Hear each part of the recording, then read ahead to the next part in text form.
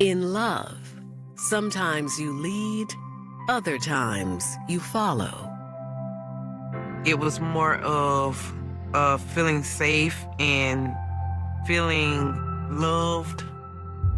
He possibly provided her that stability. But if you relinquish all control, your partner just might lead you astray. Her arm was almost blown completely off. I'm just in shock. I couldn't believe it.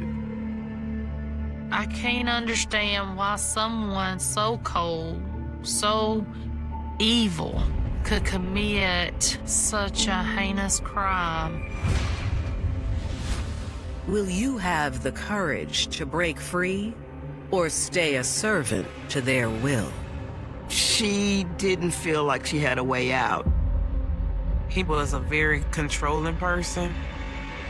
She was doing what he told her to do. September 8th, 2021. It's late summer in Swainsboro, Georgia, a small, close-knit community in the heart of the Deep South. It's in Southeast Georgia. It's like maybe 2.5 hours from Atlanta. And Savannah's probably like 2 hours. So it's in between. Everybody knows everybody. Your neighborhood and the people you know are basically your family here.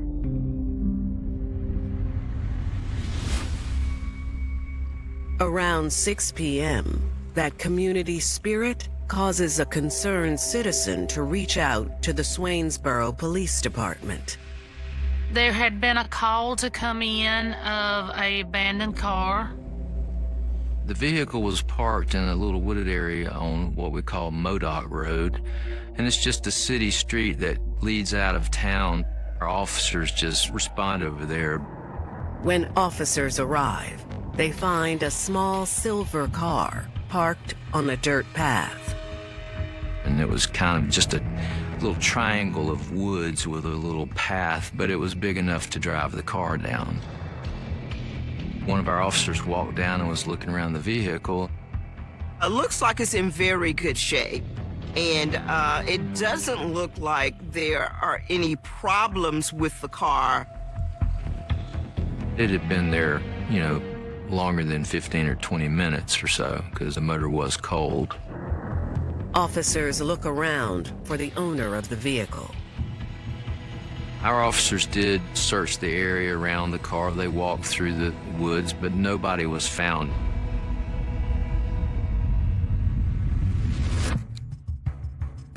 Inside, officers notice a lot of personal items. They see a laptop computer. They see what looks like a receipt book. The driver's door was locked, but the other door was unlocked, so there was a purse in the passenger seat. The purse contains a driver's license belonging to a 53-year-old woman named Connie Mercer Webb.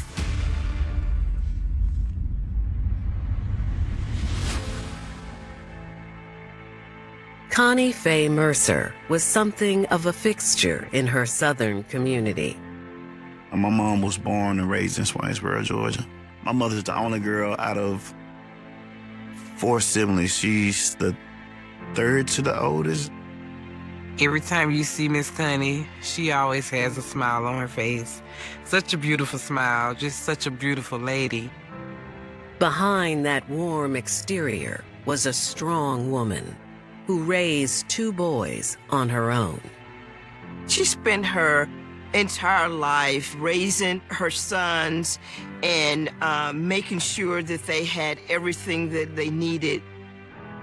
Like me playing sports, or my brother playing sports, is not anything she would not make it to. She's coming. She is going to be the loudest person there. She was very supportive of anything we chose to do. Always had our back. Connie supported her 2 sons by working at the local dentist office. She worked as the manager, so everybody knew Miss Connie. Miss Connie worked right behind the police department. She would always greet me kindly, maybe hug my neck, ask me how I was doing. She really was a sweet lady. Connie loved her job, but dreamed of owning her own business one day. She was always wanting to be an entrepreneur. I don't think anybody wants to work for somebody forever. When her boys got a little older, Connie took marketing classes and received an associate's degree in business management. She then started her own business, helping people with their finances. My mother was most definitely a caring person. She was just a good person, a good, kind-hearted person. Ashley, she would give you the shirt off her back if she could. When her boss asked her for help with some rental properties he owned, Connie jumped at the opportunity. He had a couple of properties that he invested in and was renting out to lower income people. So she ran that for him. She was outstanding. She did her job very well. Anything she did, she was good at. In time, she ended up purchasing those properties from him. He cut her a deal pretty much. He sold them back to her for the same original price he bought them for. So she acquired 10 rental properties. So there are many things that she could have done with her money, but she took it upon herself to provide affordable housing to people in the county. She understood from a standpoint of being, I guess, a single mother, probably struggling once upon a time, and wanted to try to give back the best way she knew how to.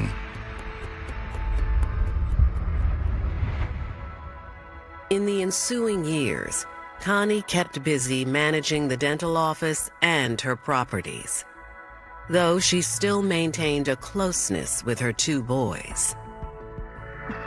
I spoke with my mother every day. There's not a day that I did not call her just to aggravate her. When I call her, she'd be like, "What you want, boy?" I'd be like, "I can't call my mom. I can't call to mess with you." It was my partner, most definitely. Best friend. No secrets. I could tell her anything.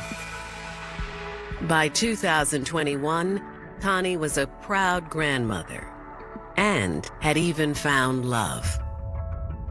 Connie got to meet the love of her life, James Webb, and they were married. She got to be treated like the queen that she deserved to be. He was a good guy. He took care of my mom just like he should. I could tell she was happy.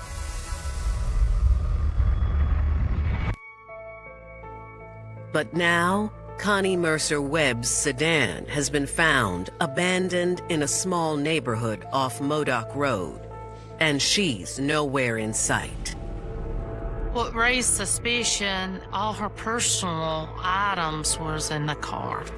Nothing was taken out. It was just as if she parked the car and left it in the wooded area. Once we found out that it belonged to Connie Mercer, then we felt like that she would not have pulled down into the woods and parked the car and got out and left it. So where is Miss Connie?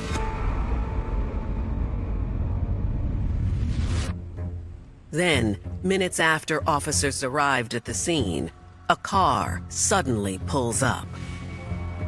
A gentleman came by and stopped and said, "Hey, that looks like my mother's car." Officers determined that his name was Anthony and his mother was Connie Mercer. He says, "I've been looking for her all day today, and her phone is going straight to voicemail." So this is not a suspicious car. This is possibly a missing person. I try to stay calm as possible, but I was already fearing the worst. On the evening of September 8th, 2021, police in Swainsboro, Georgia, investigating an abandoned car belonging to beloved local Connie Mercer Webb, fear they may be dealing with a missing person. You have a car on a dirt road just sitting there, but where is Mrs. Connie? Where did she go?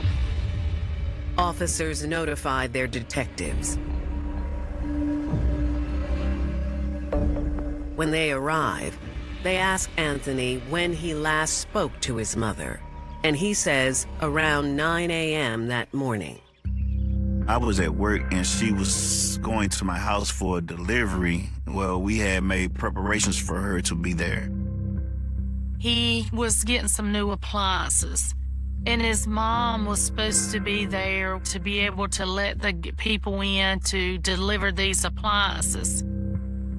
She was fine, like she was in a regular mood that day. She calls me. She was like, "What time is the delivery supposed to be at your house?" I was like, "Let me call the delivery guys and find out." And they told me what time frame they were gonna be there, around like 8 to 9. And I got off the phone with the delivery guys. I called my mother back, but she didn't answer. It was going straight to voicemail. At first I was like, maybe she's just in a bad area, maybe she's just busy. Anthony says he continued working that day and made multiple attempts to reach his mother. I called her a lot of times. I called like 15 to 20 times. I knew something was wrong. He stated that he started calling family members to ask them her whereabouts, and nobody had seen her. Detectives ask Anthony how he came to be in the area. He says when he called his stepdad looking for his mom, he mentioned she might be at one of her rental properties. I called her husband, and that's when he was like, well, she was supposed to go pick up rent money, and then she was supposed to be going to my house. Anthony was looking for his mother, and he was riding that area to see if he could see her car. He was actually around in the neighborhood when he saw the police pull up toward this wooded area, and he said he turns around to go see what was going on when he seen his mother's car. Investigators consider the possibility of a carjacking. They need to retrace her steps. It's good to have some type of timeline, no matter what it is, really. It locks things in. To help, Anthony offers a suggestion. My mother had a complete security system around her house, so you could see like a 360 of the house. Connie Mercer's residence had some security cameras, and we really wanted to find out about what time she left that morning.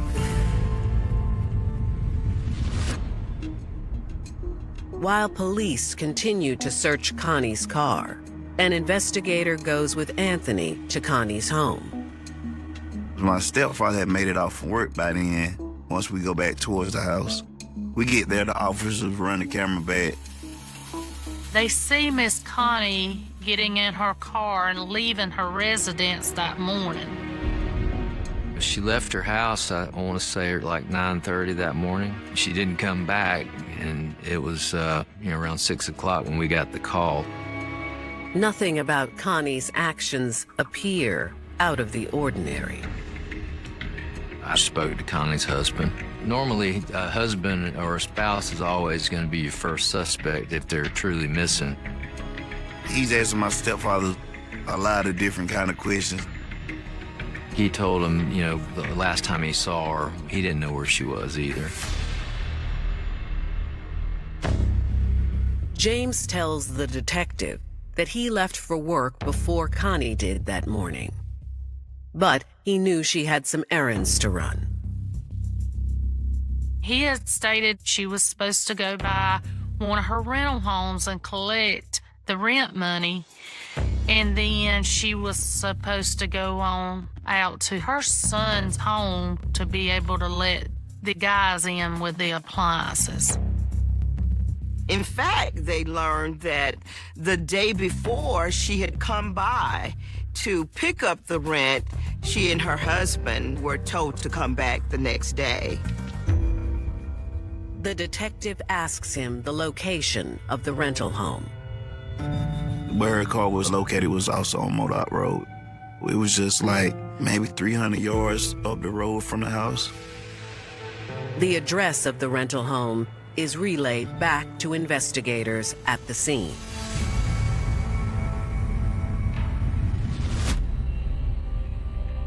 One of our officers started canvassing the neighborhood, and he did go to the rental property there on Modoc Road. And he knocked on the door, and a gentleman came to the door. He identifies himself as Nathaniel David, one of the tenants residing at the house. The officer asked him, "Have you seen Miss Connie? Have you seen her today?" He said she had been by the residence at about 10:30 that morning and only stayed for about 5 minutes.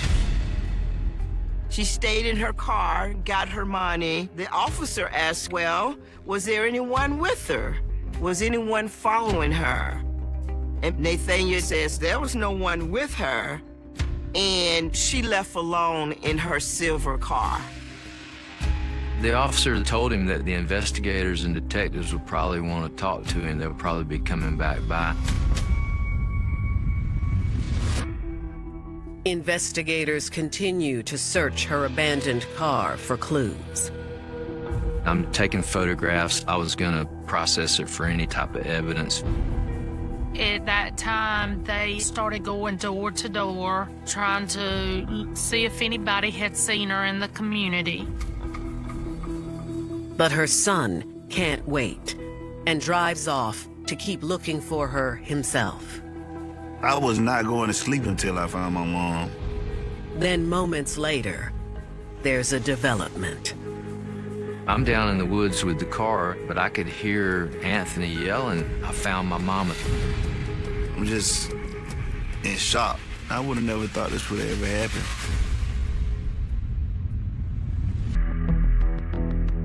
I was just like, I wasn't just gonna leave any rock unturned. I was just gonna do whatever I had to do to find my mom. I just went off what I felt in my heart. Like anything that possibly could lead me to wherever I felt like she was, I just went with it. Swainsboro, Georgia investigators are looking for Connie Mercer Webb, who has been missing for more than 9 hours, when her son, Anthony, suddenly pulls up in his car shouting. He was not in my view, but I could hear him yelling, "I found my mama, they killed my mama." He sounded heartbroken and angry. He yelled it in a way that, I won't ever forget. I said, "Y'all come on." So I spin the car back around in the road. The officers, they jumped in their cars and followed him. We didn't know what had happened at this point. I was pretty anxious. Police follow Anthony as he races past Connie's rental home on Modoc Road to another residence down the street. It was very chaotic. There was a lot of people over there at the time. It doesn't take long for neighbors to hear something and see the police, and they're coming out looking around, seeing what's going on. As police exit their patrol cars, neighbors point to a house.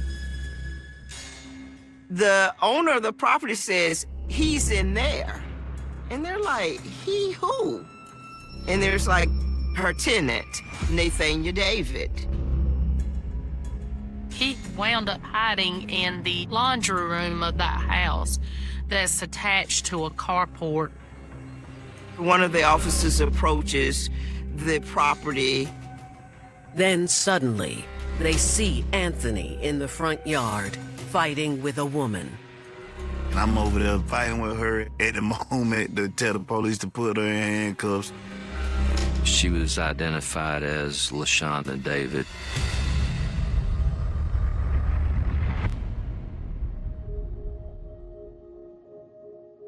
LaShonda David was raised in a small Georgia town by a single mother. She was from Millen, Georgia, which is probably about 20, 30 miles from Swainsboro. As far as I know, her dad was not there. The only person she ever spoke of was her mom. She never really spoke on any of the family members that she had. They kind of used her a lot. And she never really spoke on anything other than somebody trying to take something from her. Despite those hardships, LaShawna did her best to stay positive. LaShawna was a very bubbly person. She loved to talk. She loved to talk, and she was a very sweet girl. Like, if you having fun, she's having fun. If you're sad, she want to cry with you. Then, in her early 20s, LaShawna met a man named Nathaniel David, who gave her the attention she so desperately craved. He was maybe 29 to 30 years older than her. Nathaniel, he was a very jokey guy. Like, he liked to try to make you laugh, and he wanted to see you have a good time. Nathaniel also gave LaShawna a sense of security. And Nathaniel made LaShawna trust him, and she felt protected by Nathaniel. And to me, not having a father around as much when she was growing up, it was more of feeling safe and feeling loved and protected by someone that was older and maybe had more experience than she did.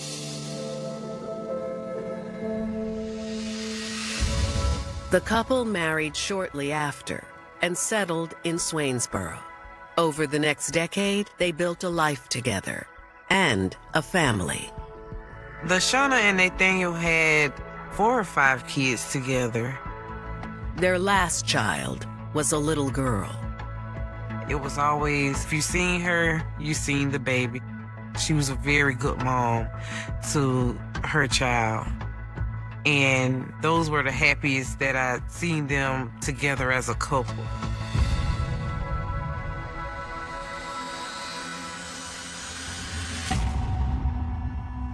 Yet providing for their family had its challenges.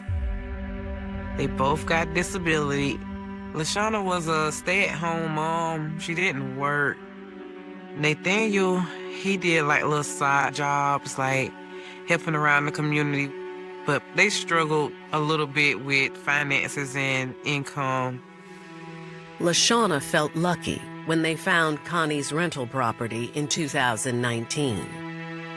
She mentioned to me how Miss Connie was sweet and how she was trying to work with them to make sure they had somewhere to stay. She was very excited to move into that house on Modoc Road, just to be able to have something to call theirs.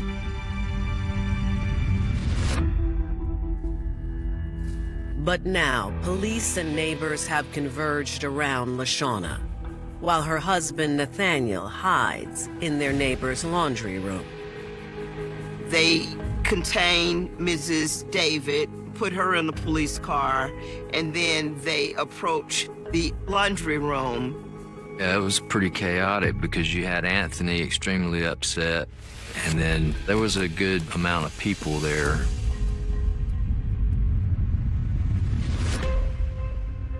With guns drawn, police slowly approached the laundry room door.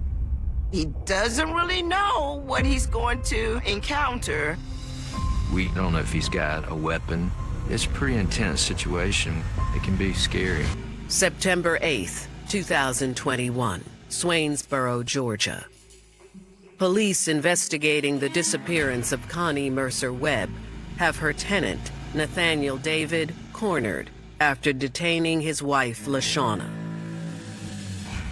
The police, they're not really aware of what's going on. They just know that Anthony has said, they murdered my mother. Nathaniel David hid in the neighbor's laundry room. They went down there and they went in that room. Police cautiously enter the laundry room with guns out. And the officer, he doesn't really know what he's going to encounter, but eventually he finds Nathaniel David in the laundry room, sitting on a bucket behind the washing machine. He did not resist arrest. He was arrested without incident. I don't think he said anything.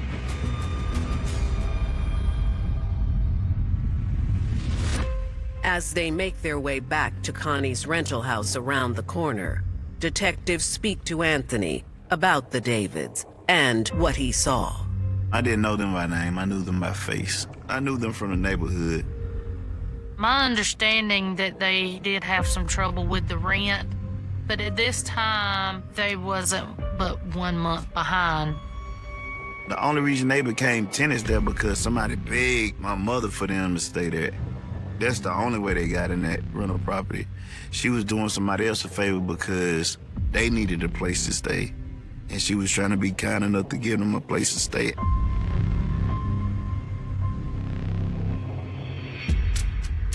Anthony says when he left earlier, he went straight there to talk with the couple himself.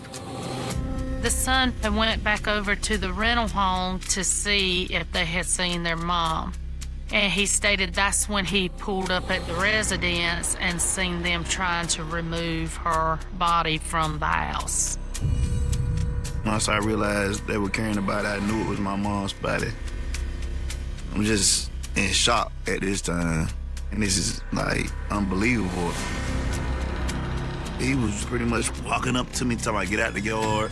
She was looking crazy because you can almost tell, like, she was like, oh, damn, we got caught. I went back up the road to go get the police. Nathaniel David took off running. He ran down to the neighbor's house.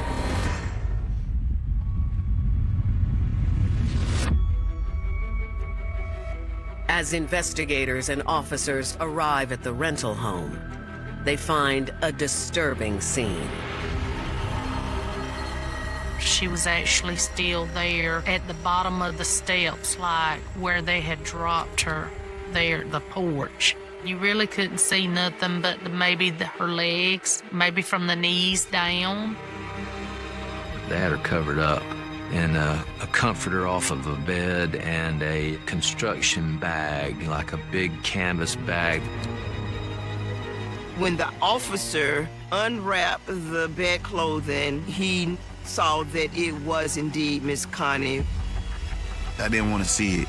I didn't want to have to see my mom like that. Taking a close look at the body, investigators can tell Connie died a violent death. She did have some puncture wounds around the neck area from what appeared to be a knife blade.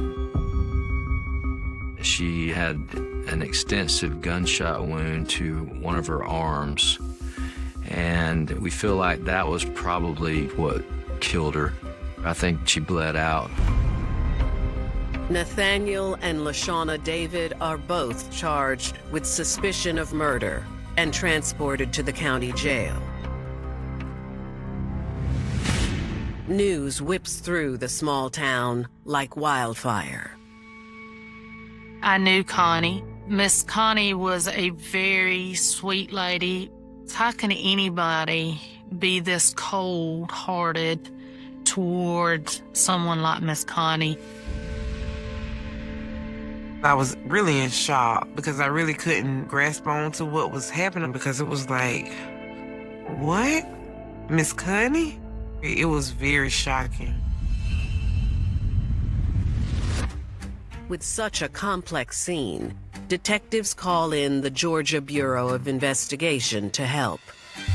I wanted the GBI crime scene tech because that's what they do every day is process crime scenes. And they have every piece of equipment you can imagine. The two agencies hope to find evidence that will unravel what led to this vicious murder. Once you get in the house, you start seeing what happened. Just to think of that and how gruesome that was shocking to me. Fall 2021. Nathaniel David and his wife LaShawna have been arrested for suspicion of murder of their 53-year-old landlord, Connie Mercer Webb. As Swainsboro, Georgia police, along with the GBI, examine the crime scene, a cruel and sadistic picture of what happened emerges. We had 2 shotgun blasts in the kitchen. One of the first things we saw when we walked into the kitchen, we saw some blood and we saw a shotgun blast to the cabinet to our right. And then to our left, it looked like a lot of pellets, like birdshot pellets in the wall. So we collected pellets, we collected blood, we collected spent shotgun shell. They also find multiple weapons. We collected a sawed-off 12-gauge shotgun, and that's exactly what it looked like that she had been shot with. It appears the shooter must have been lying in wait. The evidence from the gunshot, it came from over behind the refrigerator, like he ambushed her when she came in, and he missed, and it hit the cabinets over the sink that had dishes in it. Investigators can tell they tried to clean up the scene. We suspect they kept her in there most of the day until we kind of flushed them out by knocking on the door. It's probably one of the most heinous murders that I've ever been a part of. What could have led to this violent attack? Detectives bring Nathaniel and LaShawna to the station for questioning. Nathaniel, he requested a lawyer. The only statement he made was, "I didn't kill anybody." But his wife isn't so tight-lipped. When I went in, I kind of wanted her to tell her story. Investigators learn of LaShawna and Nathaniel's troubled marriage. She was very young when she met him, and to me that affected the relationship as far as her having maybe daddy issues. He made her trust him, and she felt protected by Nathaniel. That trust soon turned into control. He manipulated LaShawna a lot, and he was very mean. He was a mean guy. If she was out enjoying herself, not even 5 minutes away from where they lived, it was no, you can't be there. You only have to be here with me. LaShawna knows right from wrong, but I feel like LaShawna had very low self-esteem. She was very vulnerable. So it was easy for him to be able to manipulate her, and he was all she knew. And it's kind of hard to get away from something that you're so comfortable with, even though it's not any good for you. Eventually, LaShawna did his bidding without question. LaShawna might have thought that she couldn't live without him, to the point that she gave in to whatever he wanted. LaShawna admits that through the years, she and her husband constantly had trouble making ends meet. They struggled financially for a long time. In fact, they lost a number of their kids, either to other relatives taking care of the kids or by them being removed from the home. DFACS, or Department of Family and Children's Services, came in, and evidently it was a bad situation or they would not have taken the kids.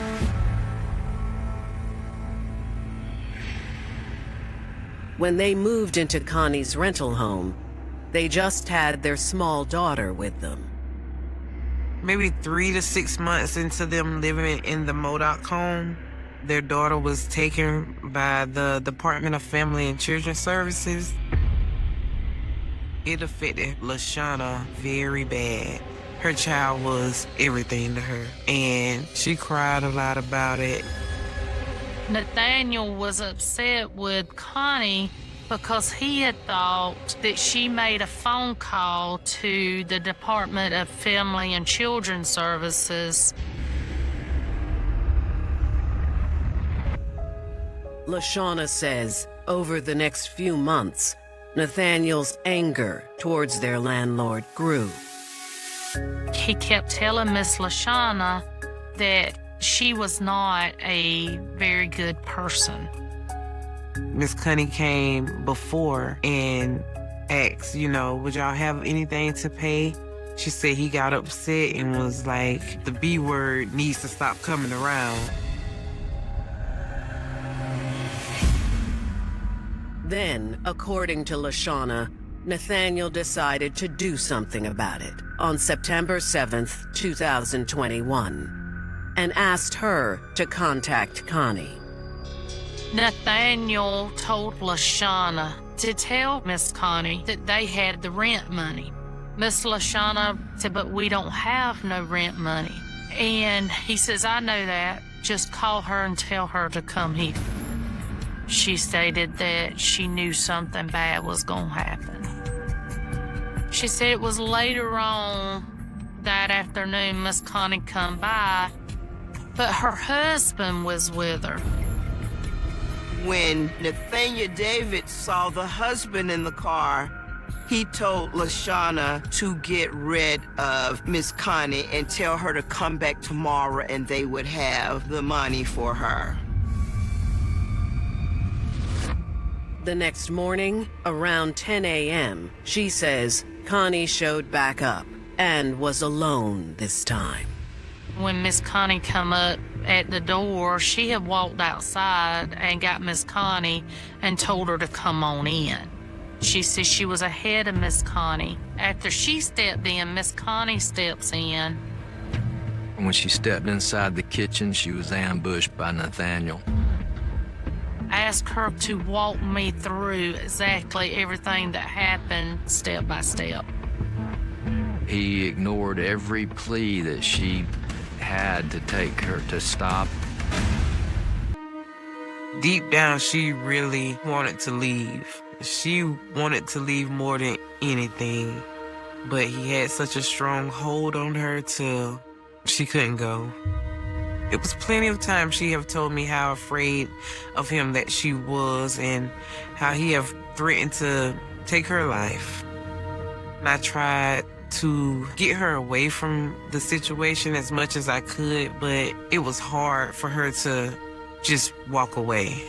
And it was hard for me to accept that she couldn't just walk away. September 2021, Swainsboro, Georgia.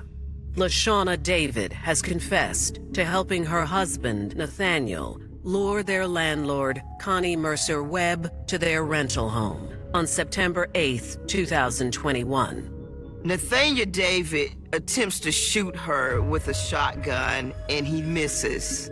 Because they were very close to each other, Connie grabbed the end of the barrel. They were fighting over the gun when the gun went off, shooting Miss Connie in the arm.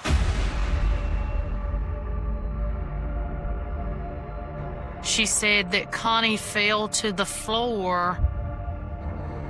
She was begging for her life and to call the ambulance. He ignored every plea to stop and to take her to the hospital. And then he told Miss David to go in there and get some more shells, and she went in there. I got another shotgun shell. But she says that Nathaniel didn't wait. Nathaniel took a hammer and started hitting and beating Miss Connie in the head with this hammer. By the time she got back, Connie had been in the floor. He then took a knife and started stabbing her in the throat with the knife. She was begging for her life, and he just kept trying to kill her. I believe that Nathaniel thought in his mind that when Miss Connie walked in that door that he was going to be able to shoot her one time and she would be dead. He did not think about missing her. He didn't think about her grabbing the gun or fighting back.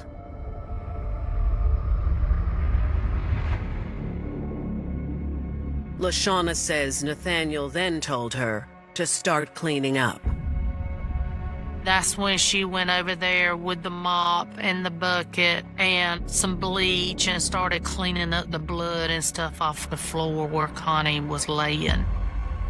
She stated that Miss Connie kept saying, "Take me to the hospital, I'm hurt bad," until she quit talking. And she finally bled out and died right there on the kitchen floor. It's a heinous crime. It's just horrendous that anybody would do that to anybody, really. It's just a terrible thing. She says Nathaniel then moved Connie's car and planned on getting rid of the body later that night. But the plan abruptly changed.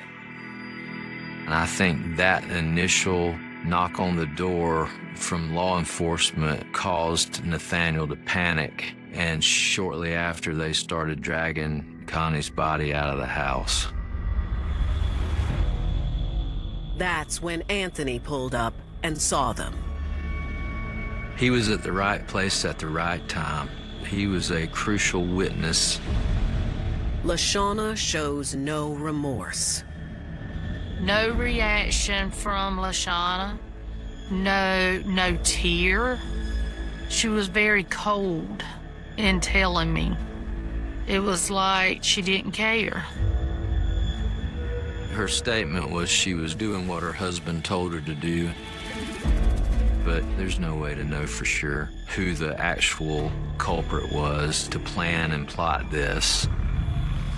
They were charged with the murder of Miss Connie Mercer Webb at this point. They are both looking at possible life sentences. I was really in shock. LaShawna didn't have an evil bone in her body. But in the days leading up to the couple's trial date, authorities learn Nathaniel's anger was misguided. They actually thought that Miss Connie was the one that called the Department of Family and Children to have their children taken away, and it wasn't her.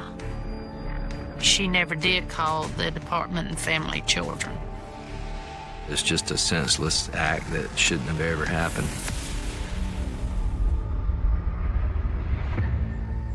3 years later, on June 26, 2024, Nathaniel and LaShawna both decide to plead guilty.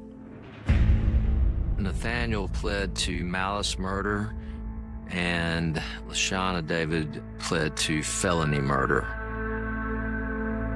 Malice is a forethought. Nathaniel was charged with malice because he thought about what he was doing. LaShawna was charged felony murder because she did have a role into it, and that was helping Nathaniel. They are both sentenced to 20 years with the possibility of parole. But to Connie's family and the community, the loss is great. It's put a huge hole in my heart losing my mother. I just want people to remember that my mother was about community, and she tried to love everybody as best as she could. She wanted those who were down on their luck to have an opportunity to just live a stable, normal life. And it ended up costing her her life. And LaShawna's loyalty to her husband has cost her a life behind bars. I do not think that LaShawna would have committed this on her own. I do believe that LaShawna committed this for Nathaniel. The sound of rain hitting a rusted tin roof doesn't change over 40 years, but the blood seeping into the floorboards beneath it leaves a stain that no amount of time or chemical wash can ever truly erase. It was October 24th, 1986, a Friday night draped in a freezing Midwestern fog that crawled across the black asphalt of County Road 12, swallowing the headlights of the few logging trucks that still braved the mountain pass. Inside the isolated Highway Standard Station at the edge of Blackwood Glen, 21-year-old evening cashier Clara Vance was counting the contents of the register, her keys jingling in a rhythmic, innocent cadence that was violently cut short at exactly 10:42 p.m. No alarm was tripped. No panic button was pressed.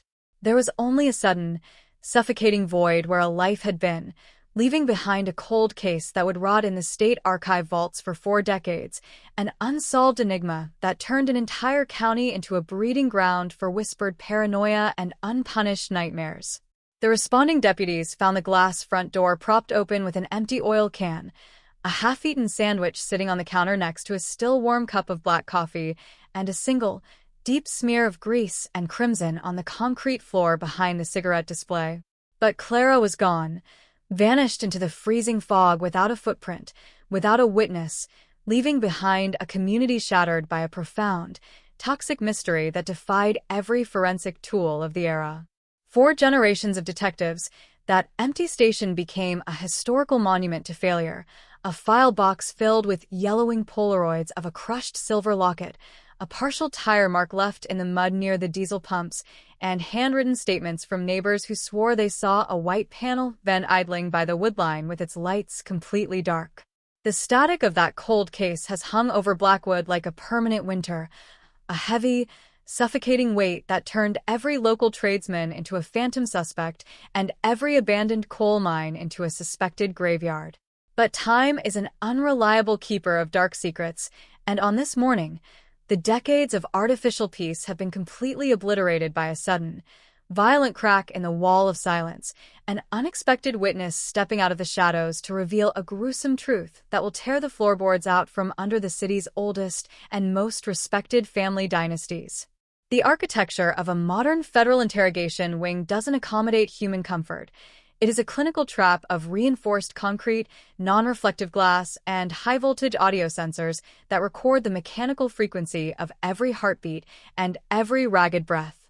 Across the steel table sat 58-year-old Donald Greer, a man whose hands were permanently stained with coal dust and hydraulic fluid, a man who had spent 40 years working the deep shafts of the Blackwood mining complex without ever looking a police officer in the eye or speaking a word at a town hall meeting. He wasn't a suspect on any list.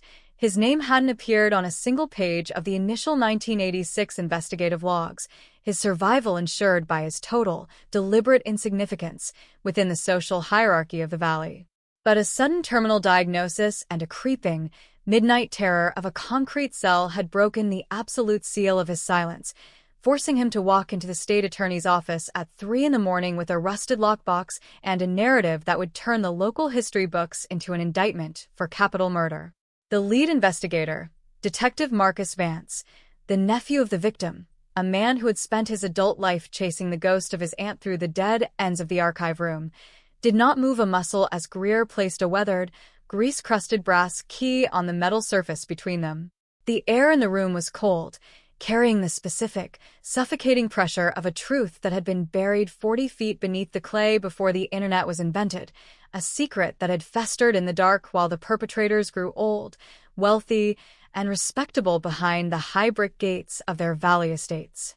The van wasn't white, Greer whispered, his voice a dry, grating rattle that sounded like gravel sliding down a plastic chute. It was gray. It belonged to the County Road Commission, and the man who was driving it didn't have to break the door lock because he carried the master keys to every municipal building in the district. I was in the back seat, Sarah.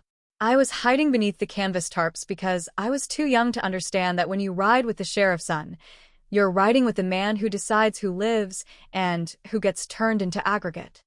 The transition from a historical inquiry into an aggressive tactical deployment happens with a clinical, military precision that leaves no room for local intervention or political influence to delay the strike. The date on the Federal Operational Board was June 17, 2026, a morning when the low-hanging rain clouds over Blackwood looked like bruised iron, turning the manicured lawns of the Ridge subdivisions into a landscape of gray mud and dripping pine trees. The primary target of the federal warrants wasn't a low-level enforcer or a career criminal. It was 74-year-old Harold Vance, the retired president of the Valley Banking Consortium, the former chairman of the Regional Development Board, and the brother of the very sheriff who had authorized the initial runaway theory in the winter of 1986.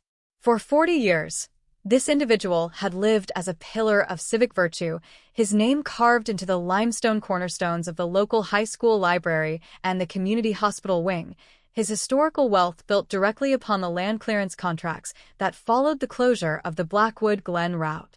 He had survived by becoming the economic engine of the community, understanding that if you owe the bank $10,000, you are a debtor, but if you own the bank that holds the mortgages of every local politician and police captain, you are untouchable.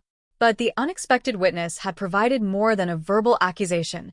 He had delivered a physical map, a precise engineering layout of the old mining infrastructure that identified the exact location of a secret vault that had been sealed with industrial-grade concrete 6 hours before the state police search parties were even organized. The convoy of 6 unmarked black armored transport units moved through the security gates of the Vance estate without slowing down, their heavy bumpers crushing the iron latches with a short, metallic snap that brought the neighbors to their windows in a state of sudden, paralyzed disbelief.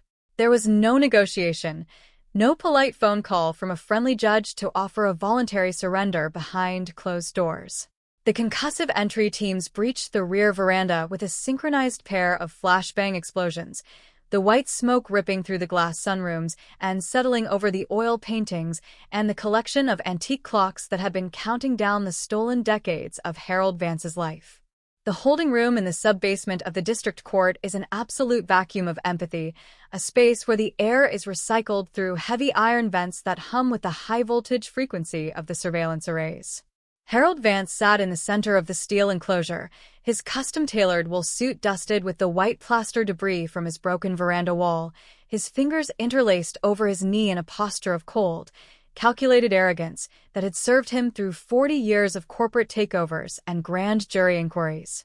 He didn't look at the digital document monitors that were rendering the 1986 land transfer logs onto the wall across from his chair. His eyes were fixed on Detective Marcus Vance, his mouth turned up in a slight, thin-lipped smile that looked like the grimace of a skull. "You're playing a dangerous game with your family's name, boy," Harold said, his voice carrying that smooth, authoritative cadence that had commanded the boardroom since the Nixon administration. "Your grandfather built this valley out of a swamp. The road commission contracts from 1986 were what saved this county from the manufacturing collapse. If you pull at that thread, you aren't just investigating an old cashier's disappearance.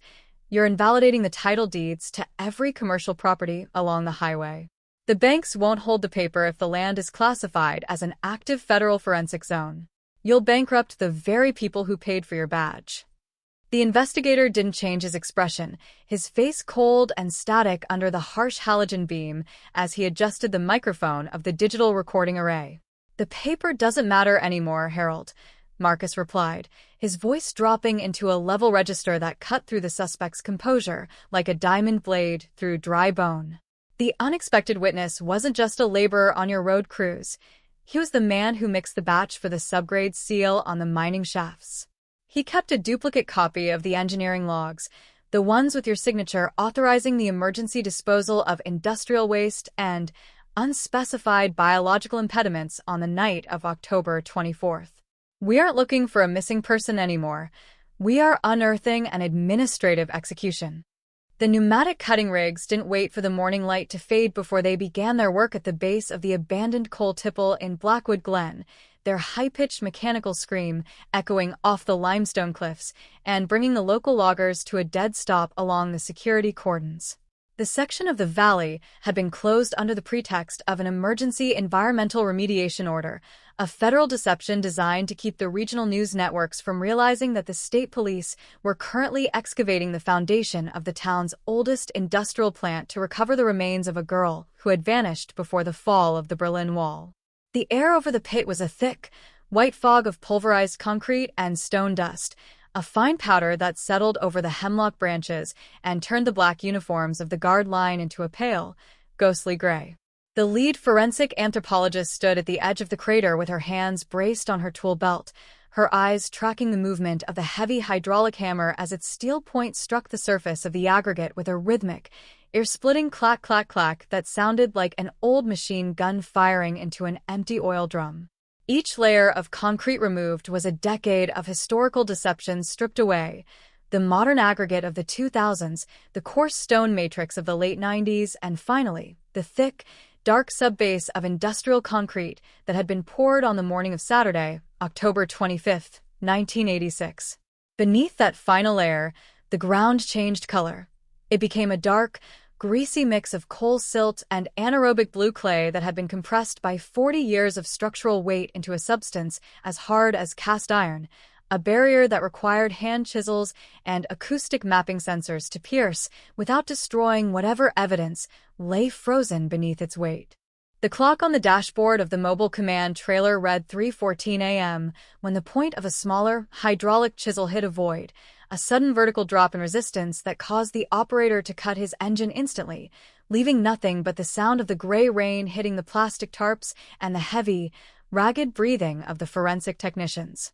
The anthropologist dropped into the pit on her hands and knees, her high-powered headlamp cutting through the steam rising from the wet concrete as she used a fine brush to clear away the white slurry from a small, curved object wedged beneath a rusted iron reinforcement beam.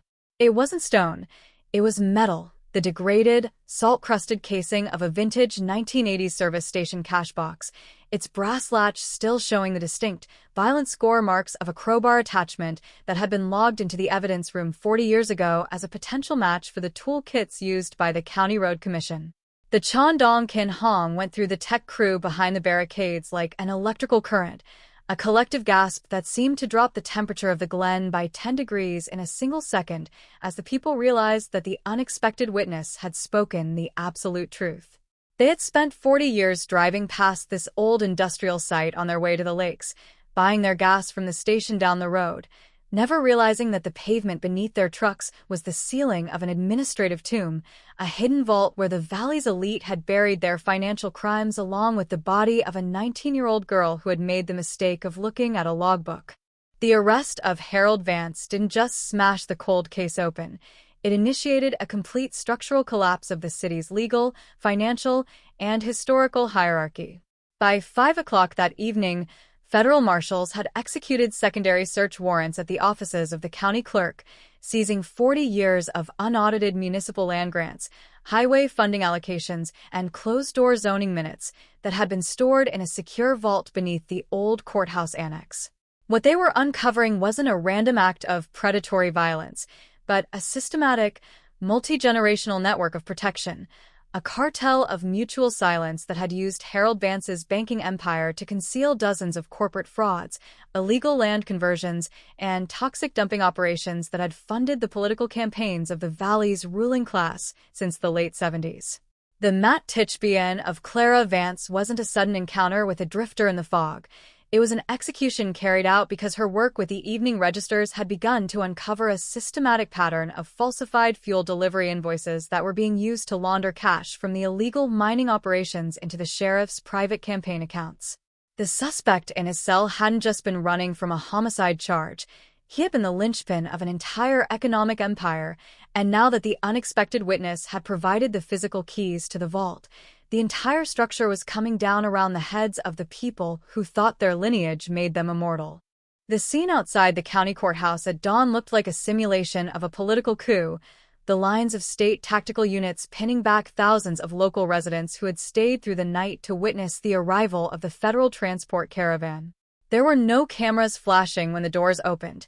The marshals had set up high-intensity strobe panels that blinded anyone attempting to get a clean digital image of the suspect's face as he was led up the stone steps in transit chains, his silk tie fluttering in the freezing valley wind. The city was no longer a whole thing.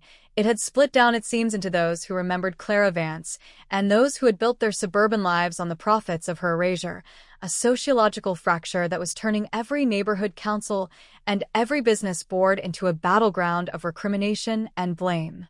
The local digital news feeds were completely jammed with the names of prominent figures who were resigning their positions or leaving the state, former prosecutors who had signed off on the runaway theory, circuit court judges who had approved Harold's development bonds without an audit, and contractors who had purchased the surrounding parcels 48 hours after the concrete was poured over the cash box. The true scale of the SOC Seongdong was impossible to calculate. It was an emotional and moral collapse that changed the way the residents looked at their own streets, their own history, and their own leaders, exposing their celebrated era of modernization as nothing more than a performance staged by a syndicate of white-collar executioners. Inside the forensic laboratory at the Capitol complex, the air was perfectly static, the only sound being the continuous, low-frequency hum of the exhaust hoods as Dr. Kincaid laid the recovered skeletal matrix onto a series of stainless steel examination trays in perfect anatomical position. The bones were complete, preserved by the unique, anaerobic environment of the coal silt stratum beneath the glen, their surfaces stained a dark, antique mahogany by the chemicals in the industrial sealer that had been poured over the pit in 1986. She used a digital magnifying endoscope to examine the posterior aspect of the left parietal bone, where a single, clean fracture line extended outward in a sharp starburst pattern, indicating a high-velocity blow delivered with a heavy, flat-faced iron tool, while the target was facing away from her attacker. There are no defensive wounds on the ulnar shafts or the metacarpal elements, she stated into the recording array, her voice flat, clinical, and completely devoid of emotional weight. The impact site perfectly matches the dimensions of the stabilization iron used on the Road Commission's K-30 winch trucks from that era. The force of the blow would have caused immediate, absolute cessation of all motor function before the body ever touched the floor of the station. She didn't suffer, Marcus. She was gone before the van doors were closed.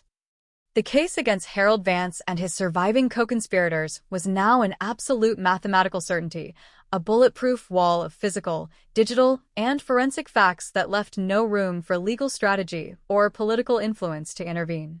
The federal prosecutor's office had already drafted a comprehensive racketeering and capital murder indictment that treated the entire County Road Commission of 1986 as a continuous criminal enterprise, a legal maneuver that allowed the state to freeze every asset, every bank account, and every corporate holding linked to Harold's development projects since the day Clara disappeared.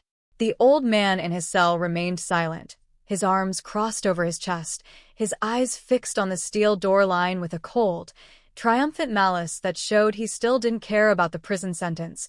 He had outsmarted the detectives for 40 years, outlived the witnesses, and forced the town that worshipped his family to tear itself apart to get him back. A final, grim achievement that he wore like a medal as the guards prepared to move him to the maximum security wing.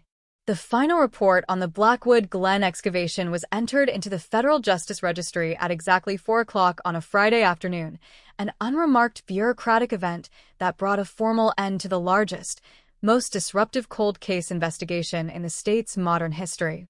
The document was 900 pages of structural charts, DNA sequence graphs, and soil analysis tables, a clinical epitaph that didn't include the words closure or peace anywhere in its text, because those aren't things that can be verified by an algorithm or filed away in a steel cabinet.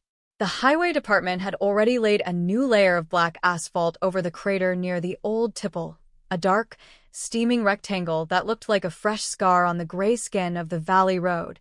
But the drivers didn't speed when they cleared the overpass. They slowed down, their eyes drifting toward the shoulder where a small, wooden cross had been hammered into the gravel by Clara Vance's remaining relatives. The manhunt was over, the suspect was contained, and the secret grave had been emptied, but the silence that settled over Blackwood wasn't the calm of justice served. It was the heavy, suffocating quiet of a house that has been cleared of its contents after a fire, leaving nothing but the smell of soot and the cold, unalterable certainty that the ground beneath your feet is never as solid as it looks when the sun is shining. The digital architecture of the State Forensic Processing Wing in 2026 does not tolerate the ambiguity of human memory or the historical filters of small-town protection. By 8 p.m. on June 17th, the baseline sequencing arrays had completed their multi-layered cross-examination of the biological artifacts extracted from the Blackwood Glen excavation. The results were rendering onto the Central Command terminals in long, flawless lines of high-contrast hexadecimal data, converting a 40-year-old missing person file into a live, aggressive capital indictment. It was an absolute, mathematical match. The DNA recovered from the degraded dental pulp of the skeletal remains locked down the true identity of the victim with a precision that eliminated any lingering legal recourse for the defense. Detective Marcus Vance did not leave his position at the tactical coordination console. His skin was the color of old paper under the unblinking glare of the LED arrays, his eyes tracking the secondary financial and historical data networks that were being mirrored onto his screens by the federal asset forfeiture units. The cold case designation had been stripped from the file. It had been replaced by a sprawling corporate racketeering matrix that was widening to include every major infrastructure contract, land transfer, and municipal bond issued by the Vance Banking Consortium since the late autumn of 1986. The realization sweeping through the task force room was a cold, systemic horror. They were not merely prosecuting an isolated homicide. They were dismantling an entire economic empire that had used a hidden grave as its primary foundational vault. Look closely at the county property registry files from November 1986. The paper is thin, typewriter ink bleeding into the cheap wood pulp, but the sequence of administrative actions is screaming with intent. Within 72 hours of Clara Vance's disappearance, while volunteer search parties were still cutting through the thick hemlock brush of the Glen, Harold Vance had executed an emergency foreclosure option against the 3 independent dairy farms that flanked the old coal tipple. The justification used by the bank was a sudden, unaudited downward adjustment of the agricultural credit ratings, an artificial financial squeeze designed to force the families into immediate liquidation, allowing the Oakhaven Development Consortium to acquire the bottomland for pennies on the dollar before the State Highway Commission finalized the routing maps for the Route 12 bypass. The calculation was flawless in its mechanical execution. The perpetrators understood that a small-town economy in the midst of an industrial collapse cannot resist the promise of massive infrastructure spending.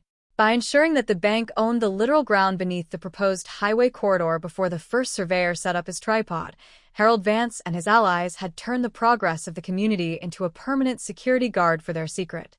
Every bridge pier, every concrete culvert, and every layer of aggregate laid down by the County Road Commission was mathematically engineered to reinforce the seal over the old mine shafts, transforming the daily commerce of the valley into an unconscious mechanism for the preservation of their silence.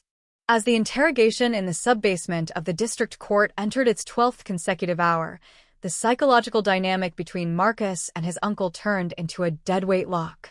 Harold Vance sat with his hands resting flat on the steel surface of the table, his posture maintaining that same unyielding boardroom discipline that had allowed him to dictate the political landscape of the county through 5 separate federal administrations. He had stripped off his soiled wool jacket, but his silk shirt remained buttoned to the throat, his eyes reflecting the harsh white glare of the halogen panels with a cold, glassy detachment that showed no indication of surrender or fatigue. "You're looking at the world through the lens of a police manual, Marcus," Harold said, his voice dropping into that smooth, grandfatherly register that had lulled 3 generations of county grand juries into absolute compliance. "You think a valley like this survives on good intentions and clean records? In 1986, this county was bleeding out. The mines were dead, the mills were dark, and the banks in Chicago were preparing to write off the entire region as a tax loss.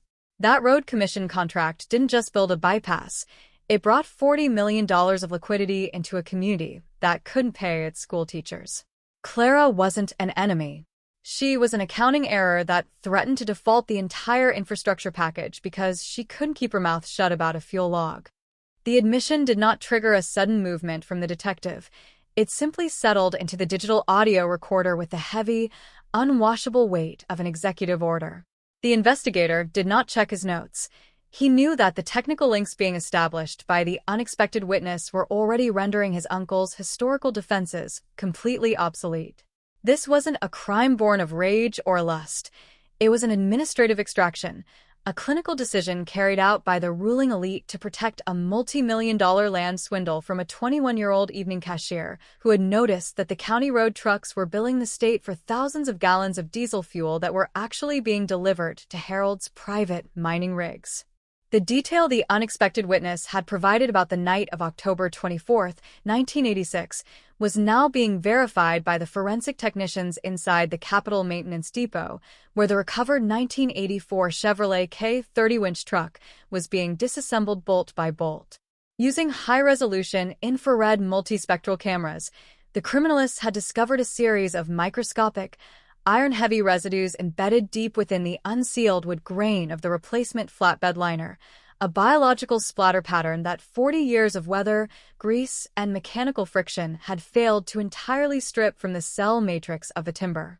The dimensions of the impact marks perfectly matched the localized cranial fracturing pattern identified by the medical examiner, providing the state with an absolute physical link between the vehicle owned by the County Road Commission and the body in the clay. He didn't even clean his boots, the old winch operator, Donald Greer, stated into his recording array from his medical isolation room at the Capitol Hospital, his voice a dry, rattling whisper that filled the headphones of the command team like the ticking of a death watch beetle. The sheriff's son came back to the maintenance yard at 4 a.m, his overalls covered in that gray limestone muck from the quarry floor. He told me that if anyone asked about the mileage on the K30, I was to log it as a routine culvert inspection out on Route 12. He sat on the workbench, smoked a cigarette, and watched me download the remaining cement bags into the hopper. He didn't look like a man who'd just put a girl in the ground. He looked like a supervisor who'd finally cleared an obstruction off the production line. The sheer, industrial indifference of the crime was what sustained the SOC Seongdong, as the transcripts began to leak into the digital news loops on the morning of June 18th.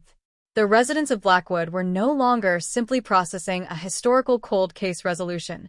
They were witnessing the total demolition of their local history, forcing themselves to realize that the civic leaders they had trusted, the institutions they had relied upon, and the very roads they used to drive their children to school were the products of a lethal syndicate that had functioned with total impunity for 40 years. The paranoia was becoming an active, destabilizing current, turning every old property transaction, every municipal election, and every public appointment into a suspected act of concealment. The legal teams inside the Capitol complex were already scrambling to contain the systemic fallout from the indictments. At 10:15 a.m., 3 of the state's largest title insurance corporations filed an emergency joint motion before the state Supreme Court, seeking an immediate, unconditional freeze on all commercial property transactions within the county boundaries. Their internal compliance officers had realized that if the original land clearances of 1986 were legally classified as the direct products of a capital conspiracy, the title deeds for 60 separate commercial developments, including the regional logistics hubs and the shopping plazas along Route 12, were legally contaminated, triggering a systemic credit default that could bankrupt the regional banking market before the weekend. At the Blackwood Glen excavation site, the industrial salvage operation had entered a phase of extreme technical tension. The trench had been deepened to 75 feet, its vertical clay walls held back by 4 tiers of massive hydraulic steel shoring jackets that hissed and groaned continuously as they absorbed the immense lateral pressures of the rain-soaked ridge. The white concrete dust had been turned into a thick, abrasive paste by the downpour, coating the lenses of the automated scanning drones and turning the floor of the pit into a dark, slippery theater of historical reclamation. Dr. Kincaid was now working inside the lower subgrade vault itself, her hazard suit covered in the gray silt of the pulverized aggregate as she utilized a handheld sonic tomography array to map the density variations within the limestone bedrock floor. The screen on her technical monitor was rendering a high-contrast digital silhouette that made her assistant stop her data logging sequence with a sharp intake of breath. Beneath the secondary brick floor of the mine shaft, embedded directly within a natural fissure in the limestone matrix, sat a second, unmapped cache, a series of 4 military-style steel storage containers whose handles were wrapped in thick lead wire seals from the late 1950s. The Circle of Silence wasn't 40 years old. It was an archaeological stack of institutional atrocities that went all the way down to the cold stone floor of the state's industrial history. Harold Vance and his allies hadn't invented the system of administrative disposal. They had simply utilized a pre-existing network of hidden vaults and illegal dump sites that had been established by their fathers during the early years of the valley's manufacturing expansion. The manhunt that had captured the old accountant in Washington had broken the crust of a multi-generational graveyard of regional secrets, proving that when a community allows its wealth to be built over a foundation of silence, the eventual entry of the law will tear down everything that has been constructed above it.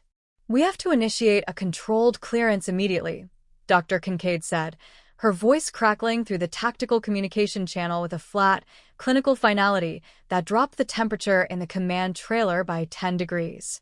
The containers show signs of advanced crevice corrosion due to the acidic runoff from the coal silt above. If the seals fail before we establish a high-vacuum containment tent, the volatile organic contents will vent directly into the local aquifer, turning the entire water supply of the lower valley into an exclusionary zone within 12 hours. "The past isn't dead down here, Marcus. It's an active, pressurized machine that is still fighting back against the light." The news of the secondary toxic discovery hit the governor's emergency response unit like a physical blow, triggering the immediate deployment of specialized hazardous materials extraction teams from the national laboratories under direct federal escort. The Oakhaven model of forensic data mapping had broken more than a cold case. It had exposed a lingering public safety emergency that threatened to paralyze the state capitol itself, converting a domestic homicide prosecution into a high-stakes ecological and national security crisis that was being monitored in real time from Washington.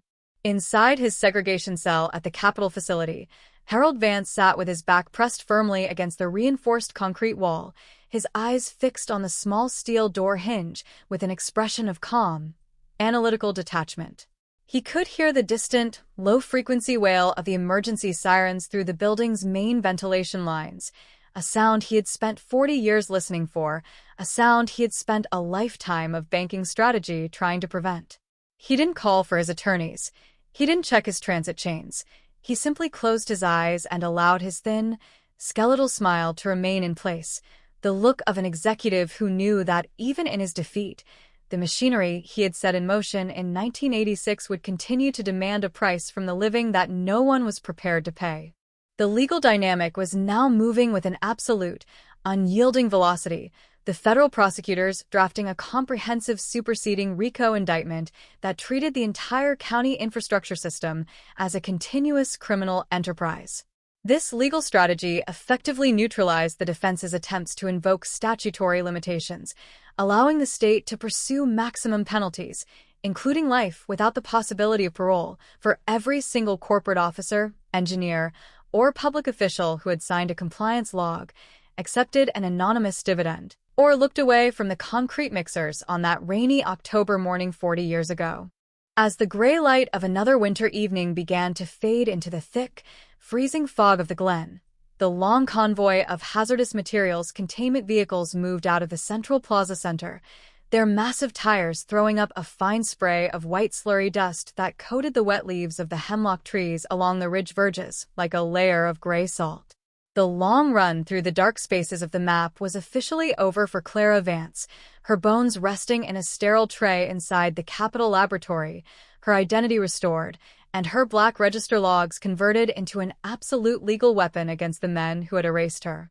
But for the city that had built its wealth on her silence, the concrete was still coming apart, the vaults were still opening, and the graves were still breathing their long-delayed secrets out into the cold, blinding light of a day that had finally run out of space to hide the truth. The high-tensile steel cables of the heavy recovery crane hummed under the immense load of a 30-ton block of reinforced aggregate, a dull, resonant vibration that cut through the hiss of the rain at the mouth of the Blackwood mine shaft. The date on the digital clock inside the mobile command unit was June 17, 2026, and the clock was ticking past 10:42 p.m., the exact minute of Clara Vance's erasure 40 years prior. The air inside the valley had changed from a simple atmospheric dampness into a pressurized, toxic fog of gray limestone silt, pulverized coal dust, and the chemical stench of decaying industrial sealants. The excavation was no longer a cautious forensic dig. It had turned into an aggressive, large-scale industrial salvage operation, a midnight battle against the literal infrastructure of a city that had spent 4 decades cementing its own guilt into the bedrock of the valley. Detective Marcus Vance did not turn his head when the secondary terminal began to chime with a series of high-priority alerts from the State Financial Intelligence Repository in the Capitol. His face remained static under the pale white light of the monitors, his fingers locked around the edges of original 1986 County Road Commission logbook, whose pages were stained with the yellow shadow of hydraulic fluid. On the screen, the data-driven map of the county's commercial holdings was shifting in real time, its borders bleeding red as the federal asset forfeiture mainframe systematically isolated, frozen, and seized the personal corporate equities of every surviving director of the Oak Haven Development Consortium. The cold case label had been completely incinerated. What lay before the task force was an active, high-velocity corporate racketeering prosecution that was dismantling the town's economic foundation block by block. Look closely at the engineering manifests from the morning of Saturday, October 25, 1986. The digital reproductions were flawless, the technical discrepancies highlighted in orange vectors by the forensic scanning software. While the volunteer search parties were still wading through the deep mud of Blackwood Glen looking for Clara's keys, the County Highway Department had dispatched 4 high-capacity concrete mixer trucks to the abandoned coal tipple under an emergency structural stabilization order. The order had been signed by the county prosecutor's son himself, utilizing a falsified geological survey report that claimed the old mine shaft was in imminent danger of collapsing beneath the weight of Route 12. The mixers didn't drop standard municipal aggregate. They discharged 80 yards of high-early chemical concrete mixed with industrial fly ash, a dense, low-porosity compound designed to dry-cure underwater and form an impenetrable, permanent shield over whatever had been dropped down the shaft 6 hours earlier. The calculation behind this administrative move was an exercise in absolute, unvarnished utility. Harold Vance and his political allies understood that the modern history of the valley was being written by the banks that funded the highway expansion. By using a state-funded public safety order to seal the primary forensic site before an official missing person investigation could even be authorized by the state police, they had effectively turned the infrastructure of the community into a continuous mechanism of obstruction. They had buried the evidence beneath a layer of public progress, ensuring that every local businessman who took out a loan to build a storefront along Route 12 was unconsciously underwriting the security of a capital execution. In the secure detention module of the Capitol complex, the tactical isolation of the suspect had entered a phase of total psychological attrition. Harold Vance sat in the center of the windowless holding room, his hands cuffed to the heavy iron ring bolted into the steel table, his tailored shirt cuffs stained with the white plaster dust of his broken veranda wall. He didn't look at the high-definition digital multispectral scans of the recovered 1984 Chevrolet K30 winch truck that were pinned to the display monitor 3 inches from his face. His posture remained rigid, his chin tilted upward in an expression of unyielding institutional arrogance that had served him through 40 years of state Senate hearings, corporate audits, and grand jury inquiries. "You're operating out of your depths, Marcus," Harold said, his voice a smooth, calculated baritone that didn't betray a single microsecond of panic or fatigue. "You think you've uncovered a secret, but you've simply stumbled into the structural reality of how this state was built. In 1986, the timber market was dead, the coal was played out, and the children of this valley had nothing to look forward to but the welfare lines. That road commission project brought $80 million of capital into a dead economy. It built the high school, it built the regional utility loop, and it funded the pensions of every deputy currently standing outside that door. Clara Vance wasn't an enemy of this family. She was an impediment to an infrastructure bond that saved 50,000 lives. You can't reverse 40 years of economic history with a box of rotted leather and a handful of old bones." The statement was a window into the absolute, cold-blooded administrative sociopathy that had guided the development of the region for nearly half a century. It wasn't an admission driven by an impulse of sudden passion or guilt. It was a defense of organizational design, an argument that the murder of a 21-year-old cashier and the systematic falsification of 30 years of public property records were nothing more than routine administrative adjustments required to maintain the stability of the local banking system. The task force was realizing that the circle of silence hadn't been sustained by threats or brute force.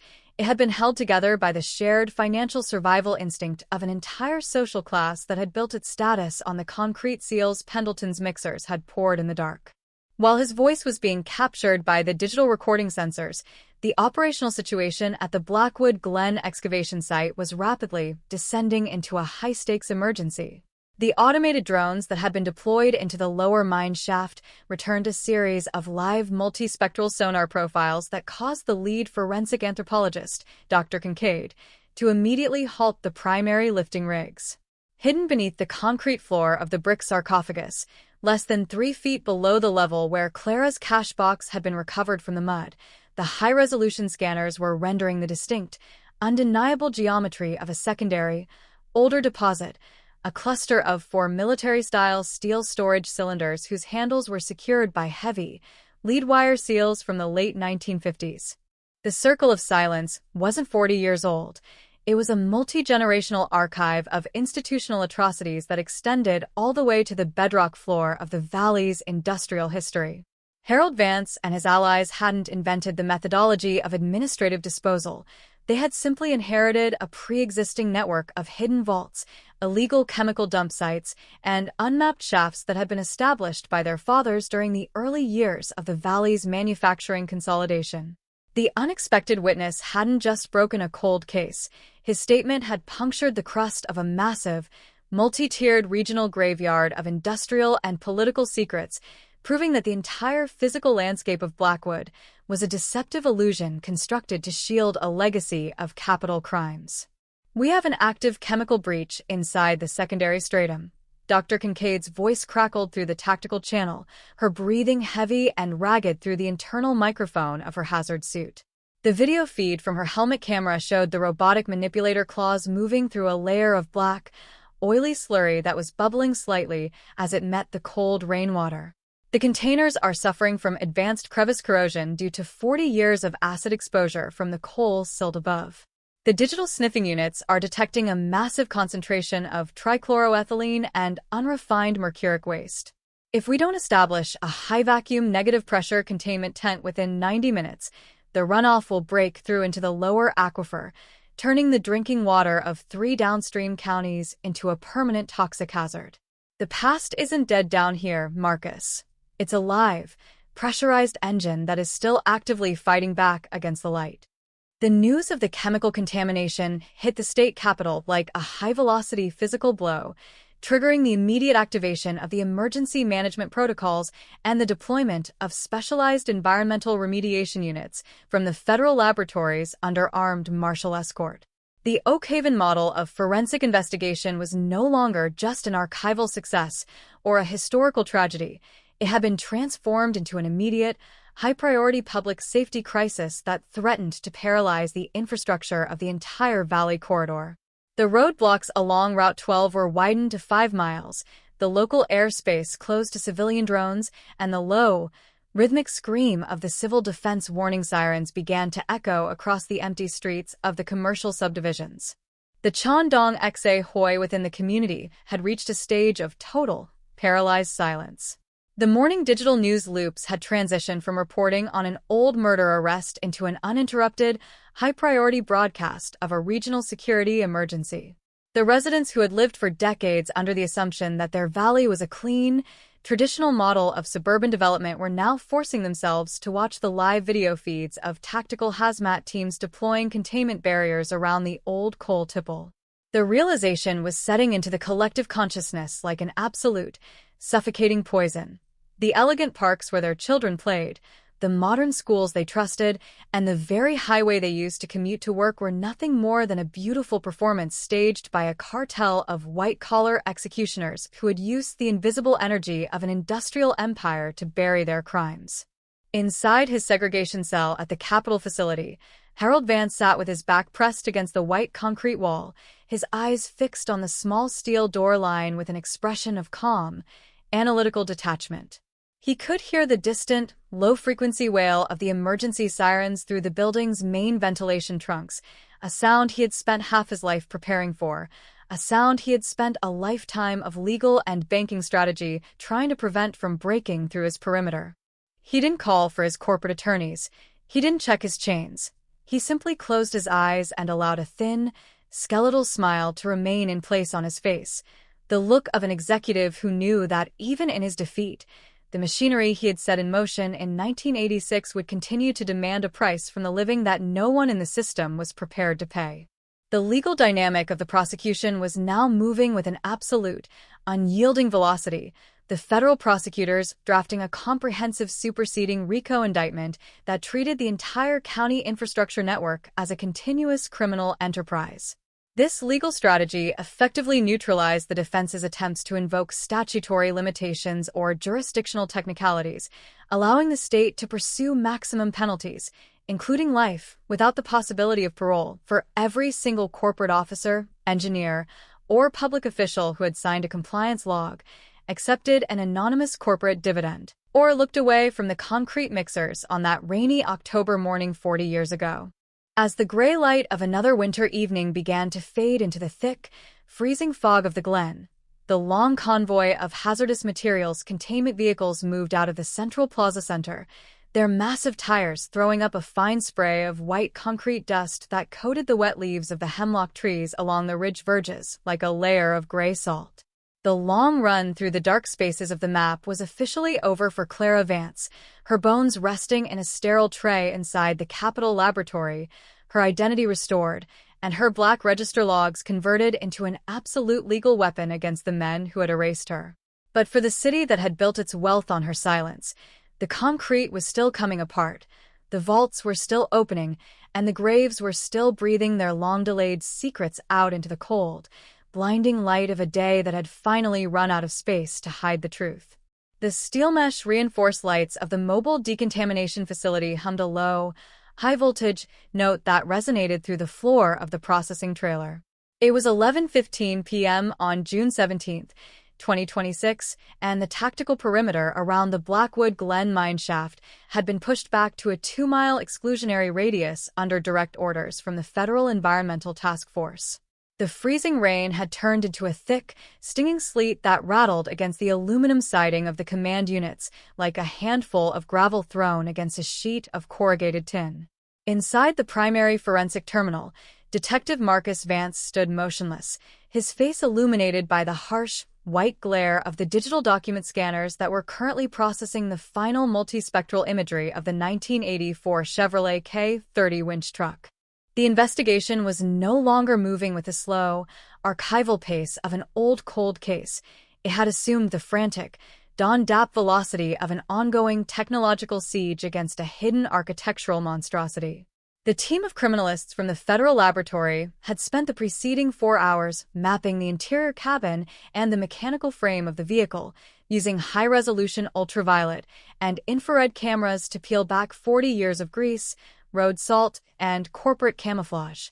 What they were unearthing was an absolute, physical record of an administrative execution, a sequence of microscopic data points that bridged the gap between the analog deception of 1986 and the digital finality of the present day with a precision that left the defense with no legal room to maneuver. Look at the undercarriage alignments near the rear dual-axle housings, the lead forensic technician said, his voice amplified by the internal microphone of his full-face respirator mask as he pointed a digital stylus at the monitor.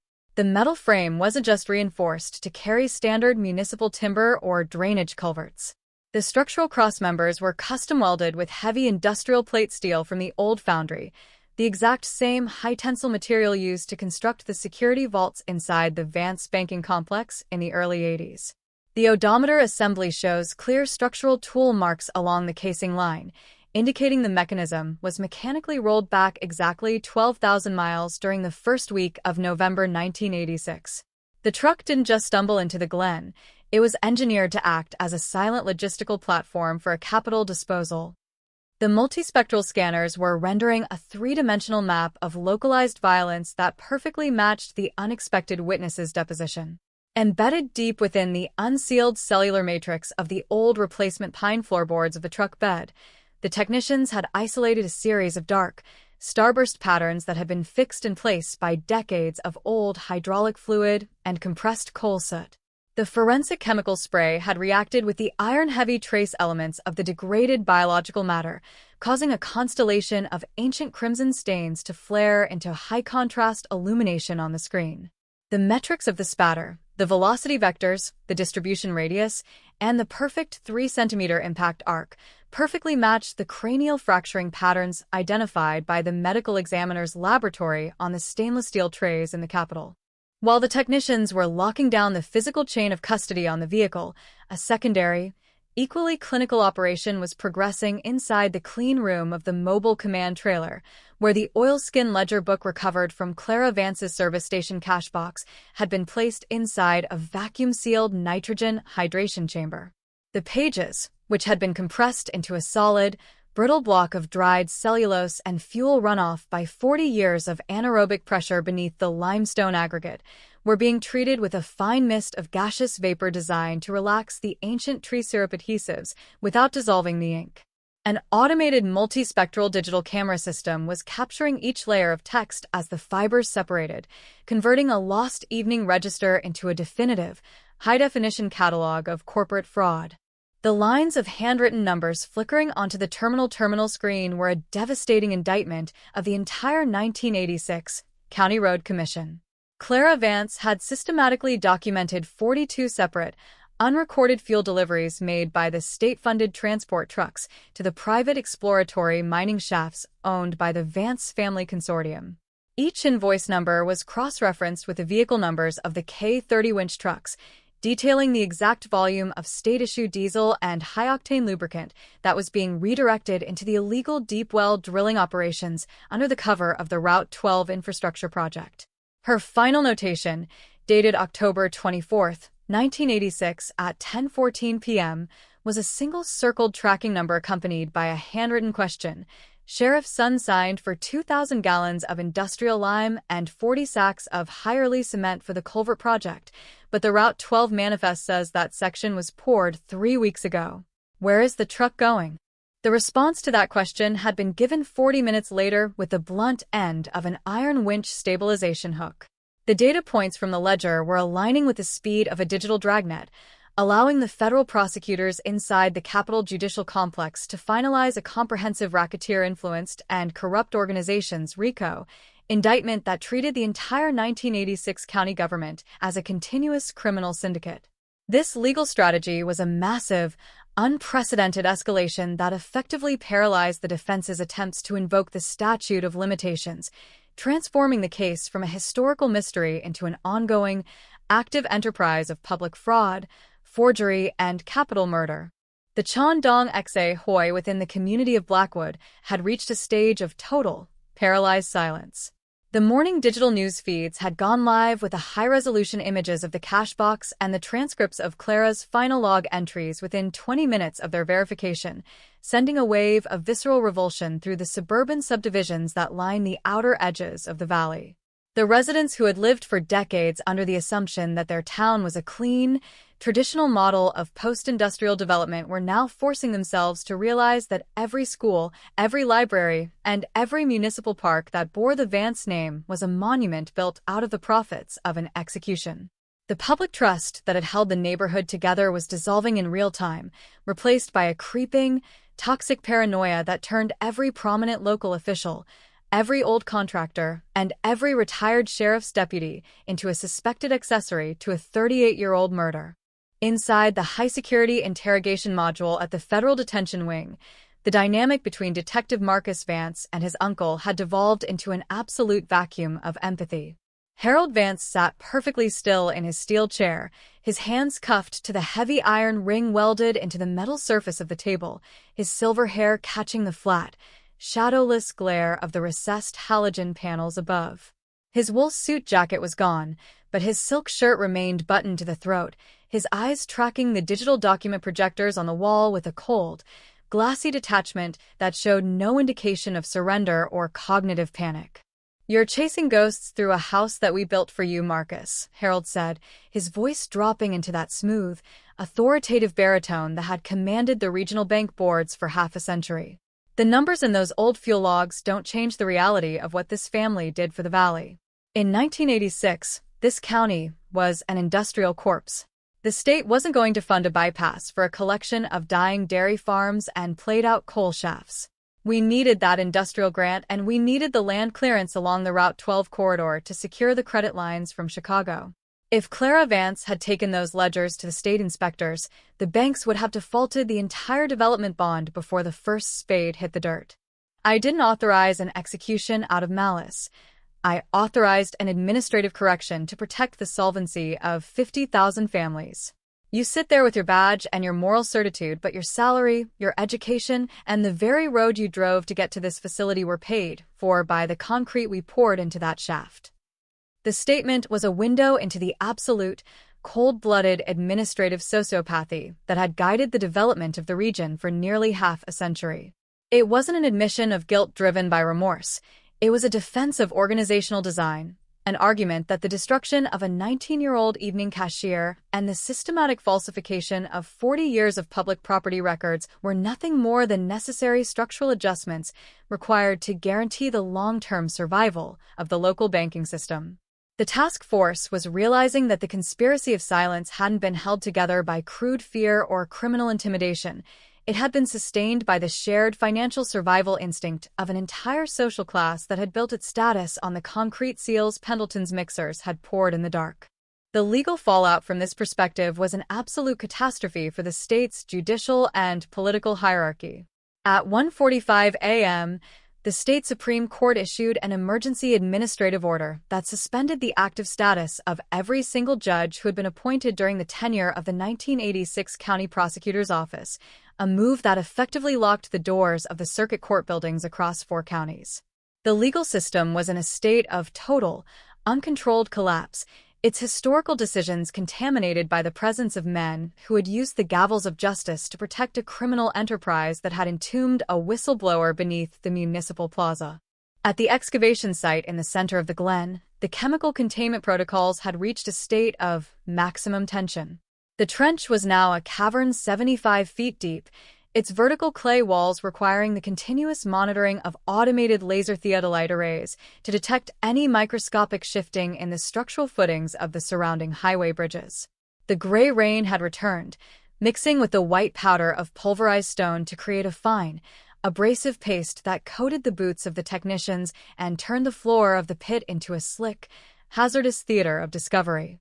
The automated robotic manipulator units, controlled by technicians sitting inside the lead-shielded trailers 50 yards away, had successfully attached a high-tensile carbon fiber lifting yoke around the neck of the cesium cylinder. The process was agonizingly slow, a rhythm of fractions of an inch that turned the center of the commercial district into a high-stakes mechanical theater where every breath was measured by the clicking of the digital radiation monitors. The electronic sensors inside the pit were recording a steady decrease in structural stability, the shifting of the blue clay stratum beneath the foundation pier threatening to trigger the dead man's grounding switch before the lift could be completed. Steady on the primary hoist, Detective Marcus Vance ordered through the tactical channel, his hands gripping the edge of the control console so tight his knuckles were white. He watched the primary camera feed from the interior of the vault, where the robotic claws were slowly rising, lifting the 30-year-old steel cylinder out of its concrete matrix inch by inch. The slurry water at the bottom of the pit was boiling slightly, heated by the friction of the mechanical arms and the high-energy output of the degraded containment casing, a pale steam rising through the floodlights that looked like phantom breath in the freezing fog. At exactly 3:45 p.m., the digital display on the radiation monitors experienced a sudden, sharp drop in frequency. Not a failure of the sensors, but a confirmation that the cesium cylinder had been successfully lifted free of the structural footings and sealed inside the 3-ton lead containment cask that sat on the back of the extraction vehicle. The immediate radiological threat to the city center had been neutralized, leaving behind a deep, empty crater in the center of the westbound lane that exposed the raw limestone bedrock floor of the valley for the first time since the winter of 1991. But the relief inside the command trailer was short-lived. As the technicians adjusted the secondary multispectral scanning arrays to verify the cleanliness of the open pit, the sensors picked up a secondary, unmapped anomaly sitting directly beneath the location where the cesium casing had been anchored. Hidden beneath a secondary layer of unreinforced structural concrete less than 3 feet below the level where Elena Vance's body had been recovered. The high-resolution sonar profiles were rendering the unmistakable signatures of a secondary, older deposit, a series of 4 small, metallic containers whose structural alignments matched the obsolete design patterns of the military logistics cases used during the chemical weapon manufacturing tests of the late 1950s. The Circle of Silence wasn't 35 years old. It was a multi-generational archive of institutional violence that had been using the Oakhaven Valley as a disposal ground for a century. The master architect hadn't invented the system. He had merely built the modern commercial center over the top of a pre-existing graveyard of regional secrets, using his engineering expertise to turn the skyscrapers of the financial district into a beautiful permanent monument to an empire of hidden crimes. The cold case of Elena Vance was merely the upper layer of a vertical stack of administrative atrocities that went all the way down to the bedrock of the state's history. Inside his cell at the administrative segregation facility, Arthur Pendleton sat with his eyes closed, his back pressed against the white concrete wall, his thin smile remaining frozen in place as the sounds of the emergency sirens finally began to clear from the ventilation lines. He didn't need to see the telemetry data from the pit. He had known what was beneath the blue clay since the day his father had handed him the original survey maps of the valley in 1974. He had executed his design with a perfect understanding of what he was protecting, building a multi-billion-dollar city center that was mathematically guaranteed to act as an absolute shield for the history of his class. He had outsmarted the detectives, outlived the prosecutors, and outrun the memory of his neighbors, and even today, with the transit chains around his ankles, he knew that the system he had constructed would continue to demand a price from the living that no one was prepared to pay. The federal prosecutors were already compiling the framework for the next, most sweeping round of indictments under the emergency provisions of the National Security Acts, a legal process that effectively bypassed the standard judicial delays and allowed for the permanent seizure of every asset, every record, and every land title deed within a 50-mile radius of the Oakhaven Municipal Center. The town was no longer a living community.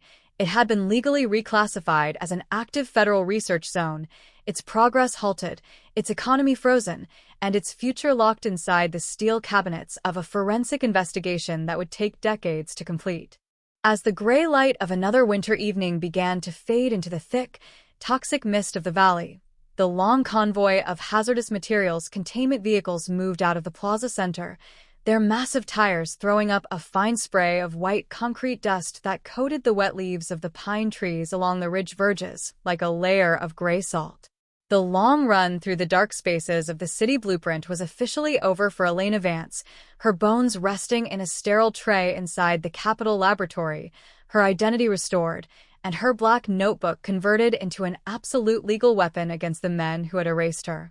But for the city that had built its wealth on her silence, the concrete was still coming apart, the vaults were still opening, and the graves were still breathing their long-delayed secrets out into the cold, blinding light of a day that had finally run out of space to hide the truth. The clock on the wall of the federal grand jury room in the Capitol Judicial Complex clicked past midnight with a cold, metallic sharpness that seemed to pierce the windowless, white-tiled silence of the secure wing. It was now June 18, 2026, and the legal framework surrounding the Blackwood Glen investigation had completely broken through the traditional boundaries of a historical cold case prosecution. The 23 grand jurors sat in steep, tiered rows, their faces illuminated by the pale, shadowless glare of digital document projectors that were rendering 40 years of municipal forgery, asset laundering, and coordinated execution into a flawless sequence of federal racketeering counts. In the center of the room, anchored to the stainless steel witness table under the unblinking beam of a high-intensity halogen array, sat Donald Greer, the unexpected witness whose terminal diagnosis had shattered the valley's longest-standing wall of silence. The 58-year-old former mining mechanic looked small inside his oversized hospital fleece, his hands permanently lined with old coal grease shaking slightly as he pulled a secondary microphone closer to his mouth. His voice was a flat, clinical rattle that carried no emotional inflection, no theatrical desire for drama, and no plea for personal absolution. He was simply reading from his own signed deposition, converting the visceral nightmare of October 24, 1986, into the definitive, unalterable language of a federal capital indictment. "We didn't use the standard entrance to the mine works," Greer stated, his knuckles turning white against the edge of the metal table. The sheriff's son, Thomas, knew that the state police night shift patrol was scheduled to conduct a commercial vehicle checkpoint over on Interstate 90. He had the keys to the heavy equipment compound behind the courthouse annex. "We backed the K-30 winch truck directly into the maintenance bay where the concrete aggregates were staged for the Route 12 culvert pour." Clara Vance's service station cash box was sitting on the front seat of the cab, its brass latch already broken open with a tire iron.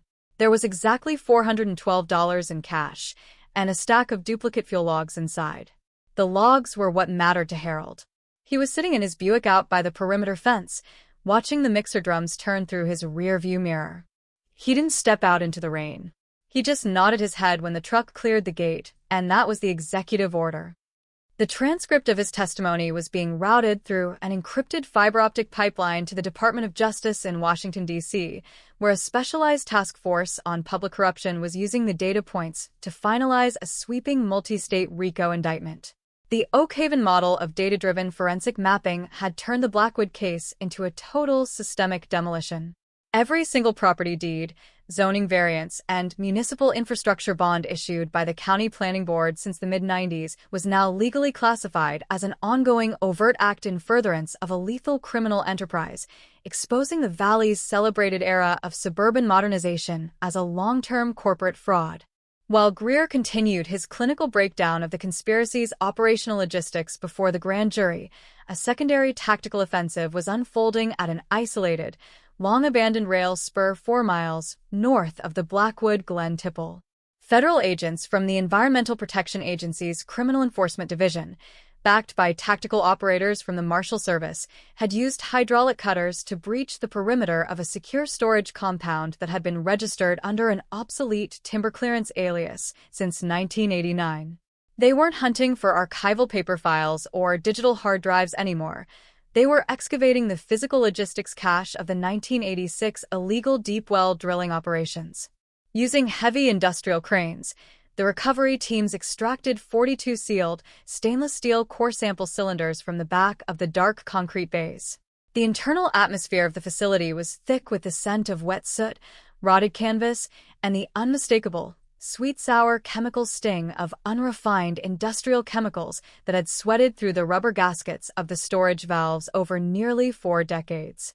When the technicians tapped the first cylinder with a digital pressure gauge, the internal sensors registered a dangerous concentration of trichloroethylene and volatile organic compounds, a concentrated chemical time capsule that matched the exact molecular signature Clara Vance had documented in her oilskin ledger hours before her erasure. The web of evidence was now an absolute, bulletproof wall of physical, chemical, and digital data that left the defensive strategies of the Valley's remaining elite completely paralyzed. By 3 a.m., the federal task force had initiated a secondary wave of high-priority arrests that targeted 8 retired executives from the Regional Transit Commission and 3 former directors of the State Environmental Compliance Board, men who had spent their winters in private country clubs and their summers on luxury yachts, believing that their connection to the old political machine would protect them from the consequences of their youth forever. But as the transit chains clicked around their age-spotted wrists, their faces showed the same vacant, recognized hollow that the master architect had displayed when the flashbangs breached his foyer. The look of men who knew that the timer they had set in 1986 had finally run down to zero. The Chandong Tom Ly within the community of Blackwood had reached a stage of total, paralyzed silence. The morning editions of the digital news loops had gone live with the transcripts of Greer's grand jury testimony within 15 minutes of its verification, the image of the old mechanic explaining the murder of a 19-year-old evening cashier as a necessary corporate alignment, triggering a collective state of shock among the residents. The people who had lived for 38 years under the illusion that their valley was a clean, traditional model of post-industrial success were now forcing themselves to look at the elegant marble plazas, the high-speed transit terminals, and the glittering glass skyscrapers with a sense of deep, visceral revulsion. They were realizing that every step they took through the commercial center was an insult to a hidden grave, a walk over the bones of a woman who had tried to save their children from the toxic residue of the very buildings they worked in every day. At the excavation site in the center of the Glen, the tactical operation had turned into a deep subway structural salvage. The trench had been widened to 60 feet, its raw concrete walls held back by massive hydraulic shoring shields that hissed and groaned continuously as they absorbed the immense lateral weight of the surrounding office towers. The rain over the city had stopped, leaving behind a cold, thick winter fog that settled into the crater like a shroud, turning the floodlights into long, blinding spears of white glare that cut through the dark like open wounds against the skin of the city center. Dr. Kincaid remained inside the lower subgrade vault, her respirator mask catching the pale light as she used a micro-vacuum sieve to recover the final trace elements from the floor of the brick sarcophagus. The forensic clearance was nearly complete. The stainless steel trays containing the skeletal elements of Elena Vance had already been loaded into the medical examiner's vehicle under armed federal escort, but the site itself was still yielding a narrative of terrifying, mechanical calculation. Tucked into a narrow drainage recess beneath the vault's primary support beam, the technicians discovered a second satchel, not the leather one belonging to the doctor, but a heavy canvas tool bag containing a complete set of city-issue valve keys, 2 sets of blank municipal transit logs from December 1991, and a vintage Motorola two-way radio whose battery had leaked a green, crystalline crust across the internal circuit board. The item was a physical monument to the logistics of the cover-up, a proof that the night shift crew had been on-site with the specific intent of modifying the infrastructure to receive the body long before the concrete mixers cleared the refinery gates. The serial numbers on the radio were cross-referenced with the inventory archives of the Department of Water and Power within 40 minutes, revealing that the unit had been checked out on the morning of December 3, 1991, by none other than the former police captain who had signed the initial, fraudulent runaway logs. The ring of silence was shrinking into a single, tight knot of absolute complicity, proving that every arm of the local government had functioned as an active gear in the machine that had crushed Elena Vance's future. Inside his cell at the Administrative Segregation Unit on the western edge of the Capitol, Judge Alexander Vance sat motionless under the unblinking eye of the security camera. The television monitor on the wall across from his bunk was broadcasting a live aerial view of the municipal plaza, where the heavy excavator rigs were beginning the process of backfilling the trench with clean, non-structural gravel under federal supervision. He did not look at his hands. His skin had turned the gray color of old parchment, his eyes fixed on the metal door line with a blank, unseeing intensity that suggested he was already counting the decades he would spend inside a federal penitentiary. He had spent his long career using the authority of the bench to decide who is visible and who is erased, using the precision of the penal code to protect the multi-million-dollar land assets of his family's consortium. But today, trapped within the cold, data-driven parameters of a federal RICO prosecution that didn't care about his lineage or his connections, his legal world had been reduced to a zero-sum equation of absolute exposure. The federal prosecutors were already compiling the final jury instructions for the first round of capital trials, a legal document that defined the Oak Haven Development Consortium not as a legitimate real estate enterprise, but as an active, lethal criminal conspiracy that had utilized murder, public fraud, and institutional forgery to maintain a total monopoly over the valley's economic development. This strategy effectively paralyzed the defense's attempts to invoke the statute of limitations, allowing the state to pursue maximum penalties, including life, without the possibility of parole, for every single individual who had filed a false report, accepted an anonymous corporate dividend, or looked away from the concrete chutes on that freezing winter morning 35 years ago. As the gray dawn began to filter through the iron bars of the Capitol complex, the final transport van cleared the inner gates of the judicial facility, its tires humming on the wet concrete as it moved toward the high-security processing wing of the state prison. The long run through the dark spaces of the city blueprint was officially over for Elena Vance, her remains recovered, her research log restored, and her name cleared from the ledger of forgotten things by the absolute, unyielding mathematics of a modern forensic laboratory. But for the master architect sitting in his chains 3 floors below, The world had shrunk into a single, cold certainty, a reality where the concrete had finally given up its dead and the shadows had finally run out of space to hide the truth. The city center was open again, the commuter trains were running through the subterranean loops, and the lights were flickering to life inside the skyscrapers, but the foundation was gone, replaced by a permanent, bleeding scar that would remind them for generations that the price of their progress had been paid in blood and sealed in the dark. The formal delivery of the grand jury's initial indictments did not introduce a period of quiet resolution to the Oakhaven Processing Center. It acted as a mechanical catalyst that expanded the scope of the Blackwood Glen investigation into a multi-front institutional evacuation. By 2 p.m. on June 18, 2026, the data arrays mapping the financial structure of the Vance Banking Consortium had finished cross-referencing the transaction metadata recovered from the oilskin ledger with the centralized records of the State Treasury clearing mainframe. What was flickering onto the high-resolution displays in the task force headquarters was an unvarnished blueprint of an economic system that had treated the physical landscape of the valley as an absolute, private ledger of unpunished extractions. The true nature of the shockwaves cutting through the community was no longer a matter of public outrage outside the brick barricades of the courthouse annex. It had settled into the concrete structural realities of the region's commercial development grid.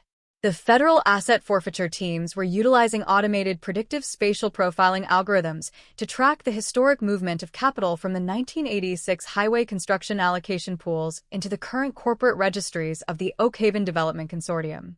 They were discovering that the network of mutual silence hadn't been sustained merely by small-town loyalty or generational names. It had been engineered as a self-replicating financial fortress where every commercial transaction along Route 12 functioned as an active investment in the defense of a hidden grave. Look closely at the corporate tax summaries from the spring of 1989. The digital scans are flawless, each entry verified by the forensic auditing software and flagged with red high-priority markers. Every time a logistics firm or a retail outlet signed a long-term commercial lease within the industrial subdivisions built along the reclaimed bottomland of the Glen, a fixed percentage of the gross revenue was automatically routed through a series of 4 holding corporations registered in the Isle of Man and the British Virgin Islands. The destination of that capital was not an offshore real estate portfolio or an anonymous luxury registry. It was an unaudited legal defense trust managed by a political action committee whose sole purpose was to fund the judicial election campaigns of the very men who sat on the circuit court bench in Oakhaven. The mechanics of this arrangement were terrifying in their clinical efficiency. Harold Vance and his senior partners understood that the primary vulnerability to a decades-old corporate murder is not the slow progress of local police work, but the uncontrollable evolution of forensic science and the erratic independence of future state investigators. By turning the lease agreements of the community's infrastructure into a permanent engine to secure the robes of the local judiciary, they had effectively purchased an absolute veto over the enforcement of the penal code within their jurisdiction. They had constructed a reality where the economic modernization of the valley was mathematically calibrated to maintain the integrity of the concrete seal over the mine shafts. Inside the operational tracking room, Detective Marcus Vance stood motionless before a 3-dimensional electronic coordinate display that occupied 40 feet of structural glass. The map was overlaid with a double matrix of intersecting vectors, one blue, tracking the historical geometry of the county's unmapped mining shafts, drainage loops, and abandoned utility lines, the other red, registering the current property titles, personal trusts, and corporate bank accounts of every individual who had sat on the county planning board in the late 80s. As he watched, the analyst team integrated the precise geographic data points from Donald Greer's grand jury testimony into the processing core, setting the system to scan for the secondary containment zones the old mechanic had identified before his isolation. The computer system didn't pause or buffer.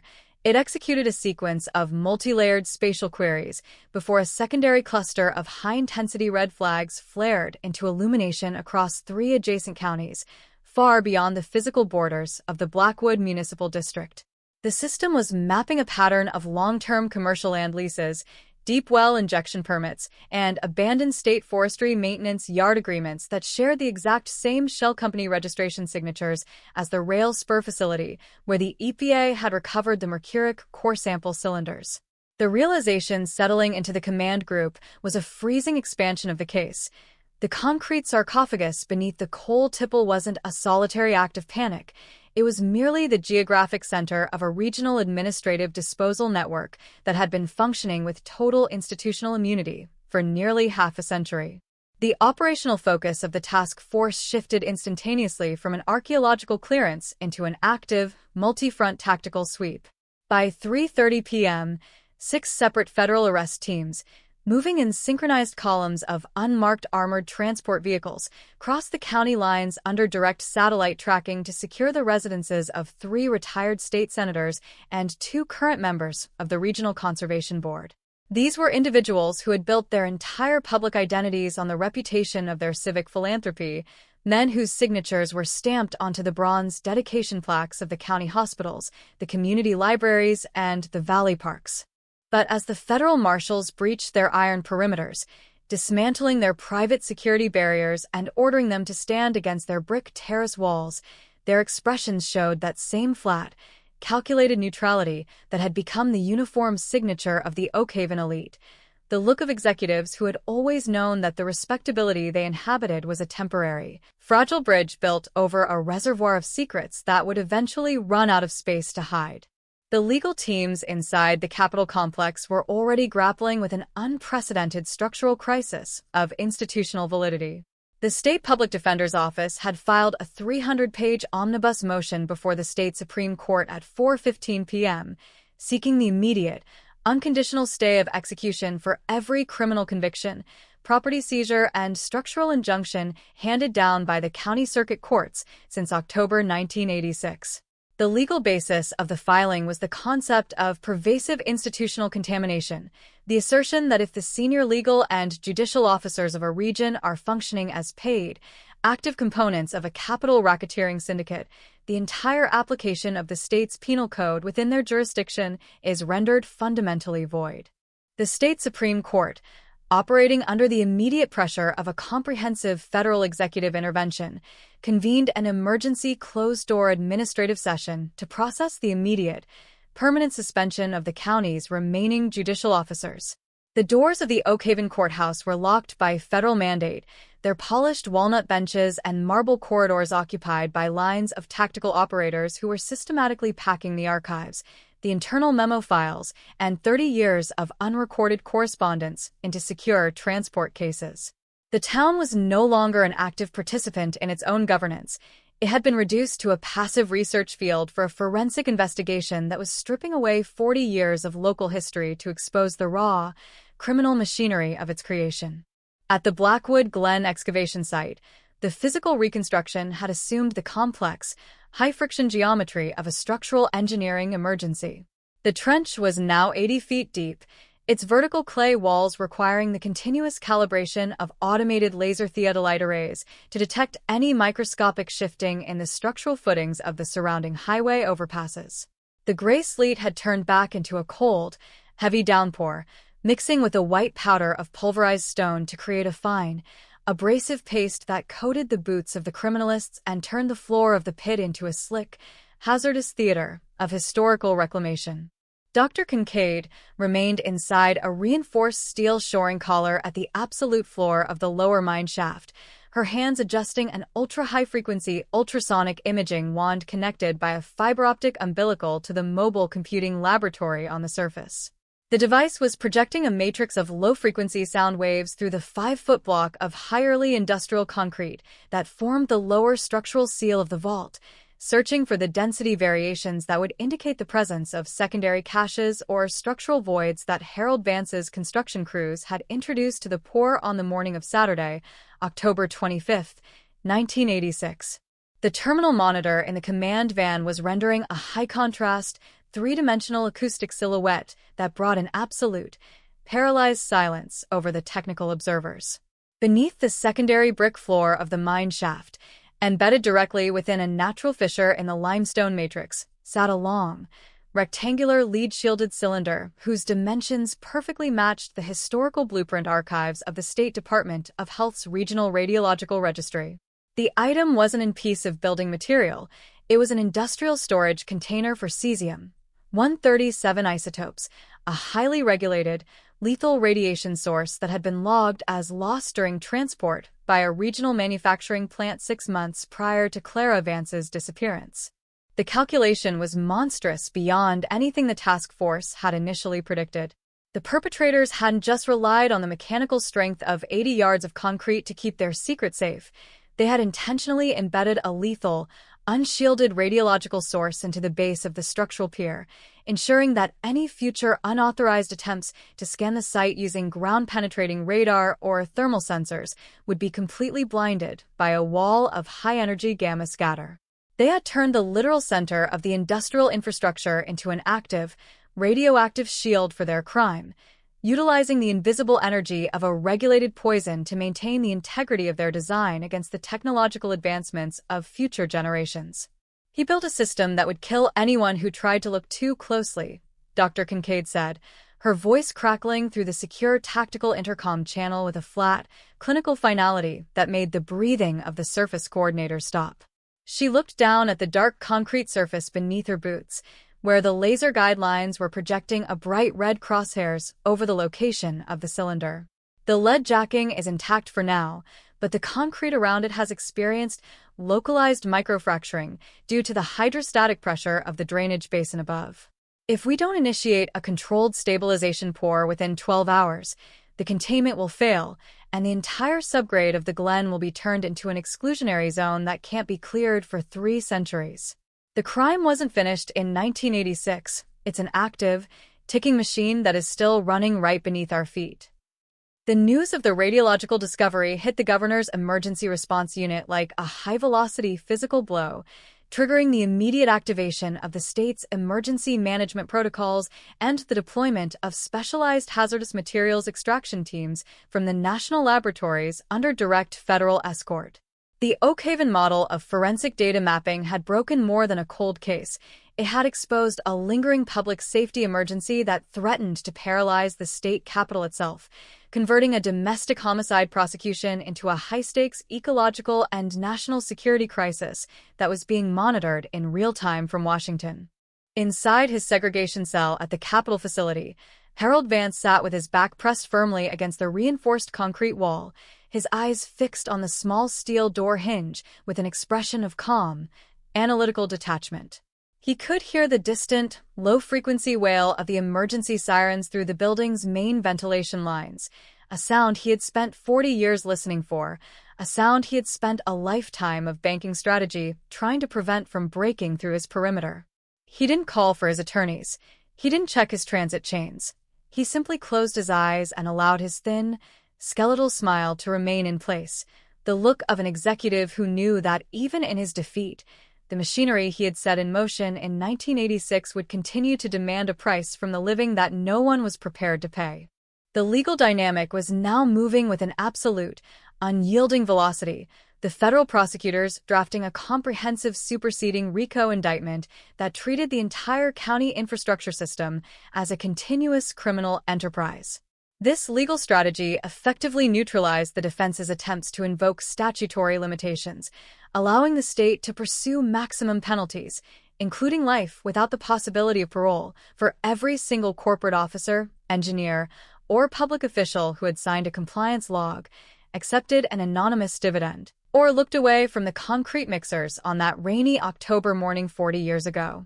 As the gray light of another winter evening began to fade into the thick, freezing fog of the Glen, the long convoy of hazardous materials containment vehicles moved out of the Central Plaza Center, their massive tires throwing up a fine spray of white slurry dust that coated the wet leaves of the hemlock trees along the ridge verges like a layer of gray salt.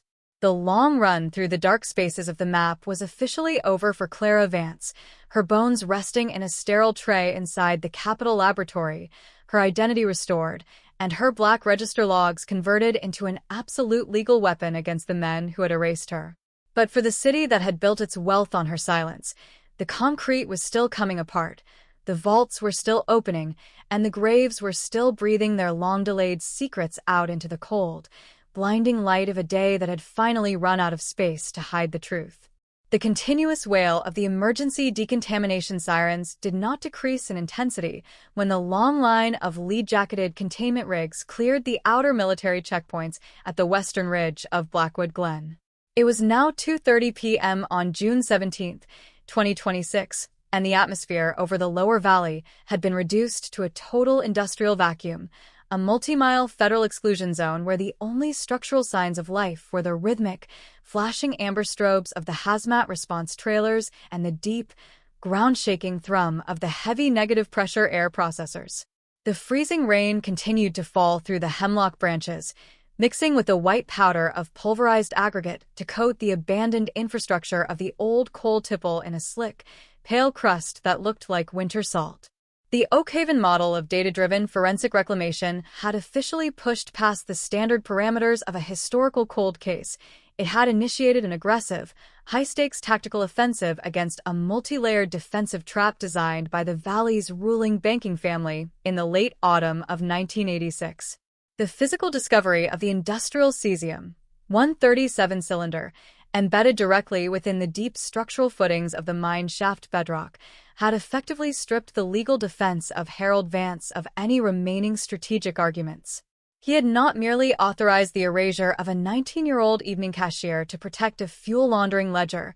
He had intentionally weaponized the subsurface footprint of the county's infrastructure to ensure that any future generation attempting to peer beneath the concrete would be met with an invisible, lethal barrier of high-energy gamma scatter. Inside the radiation-shielding trailer parked at the edge of the clay verges, Detective Marcus Vance sat in the shadowless glare of 3 real-time telemetry panels, his face pale beneath the clear polycarbonate visor of his positive pressure hazard suit. His eyes tracked the digital readouts from the remote-controlled robotic manipulators that were currently executing a fraction-by-fraction clearance of the blue clay stratum 80 feet below the street grid. The metrics on the screen were flashing a continuous, high-priority warning, the microsievert counters rising in a steady, mechanical progression that indicated the structural integrity of the old lead shielding wire was experiencing a catastrophic failure due to the constant acidic pressure of the coal silt runoff from the upper chambers. He didn't just drop it down there to act as a blind, the lead nuclear safety coordinator stated, his fingers adjusting the mechanical resistance settings on the robotic controller console. Look at the alignment of the structural rebar jackets. The Vance Consortium had their engineers weld the casing directly into the primary electrical grounding infrastructure of the main Route 12 bridge pier. If the concrete around that footing shifts by more than 2 millimeters due to our drilling, the localized structural tension causes an immediate short circuit that releases the high-pressure steam mainline into the lower shaft, instantly vaporizing the remaining contents of the sarcophagus and dispersing the isotopic particles through the valley's water distribution loop within 40 seconds. It's a dead man's switch constructed out of structural steel, heavy industrial physics, and absolute malice. The revelation of this design was a profound Shandong KY Thuat that immediately escalated the case into a matter of national security, triggering an emergency activation of federal anti-terrorism statutes that strip the defendants of any access to state-level jurisdictional protection or civilian bail loops. The U.S. Attorney's Office did not pause to allow the local defense attorneys to file for an administrative stay of proceedings. They used the presence of the regulated radiological isotope to initiate an unconditional executive lock on every municipal asset and corporate account linked to the Oakhaven Development Consortium across 4 counties.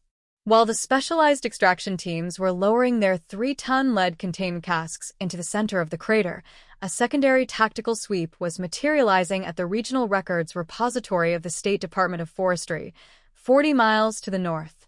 Federal marshals, armed with automatic breach mandates, forced their way into the secure archival vaults, seizing 40 years of unrecorded land clearance maps, deep well injection logs, and structural inspection certificates that bore the signature of Harold Vance's late brother, the former county sheriff who had authorized the initial runaway theory within 6 hours of Clara's disappearance.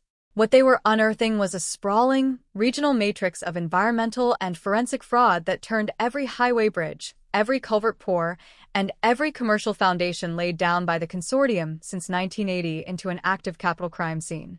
The corporate data recovered from these historical archives rendered a definitive record of how the old political machine had maintained its absolute monopoly over the valley's resources. The consortium had systematically overordered high-density concrete and industrial radiological components under the pretext of conducting non-destructive weld testing on the Route 12 expansion project, using the excess materials to line the secret vaults and hidden drainage corridors of 3 separate residential developments across the state. They had essentially turned the physical geography of the region into a multi-tiered shield for their financial empire, a system of hidden atrocities designed to blind the enforcement agencies and ensure that no independent audit could ever look beneath their balance sheets without risking an absolute public safety disaster.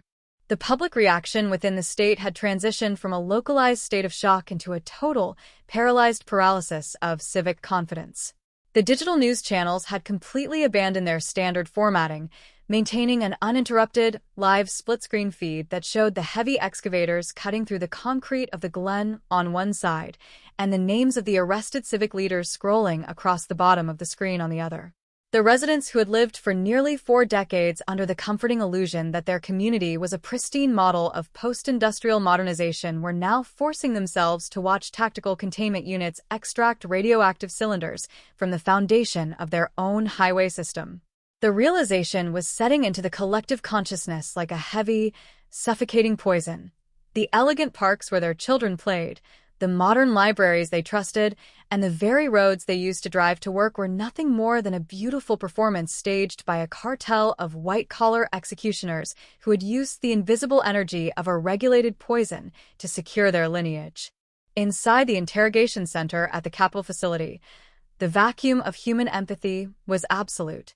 Harold Vance sat perfectly motionless under the unblinking gaze of 2 armed federal marshals, his standard orange jumpsuit replaced by a heavy, gray anti-static retention garment that was anchored to the concrete floor by 4 independent structural ties. He did not look at the high-resolution photographs of the cesium casing that Detective Marcus Vance placed on the steel table between them.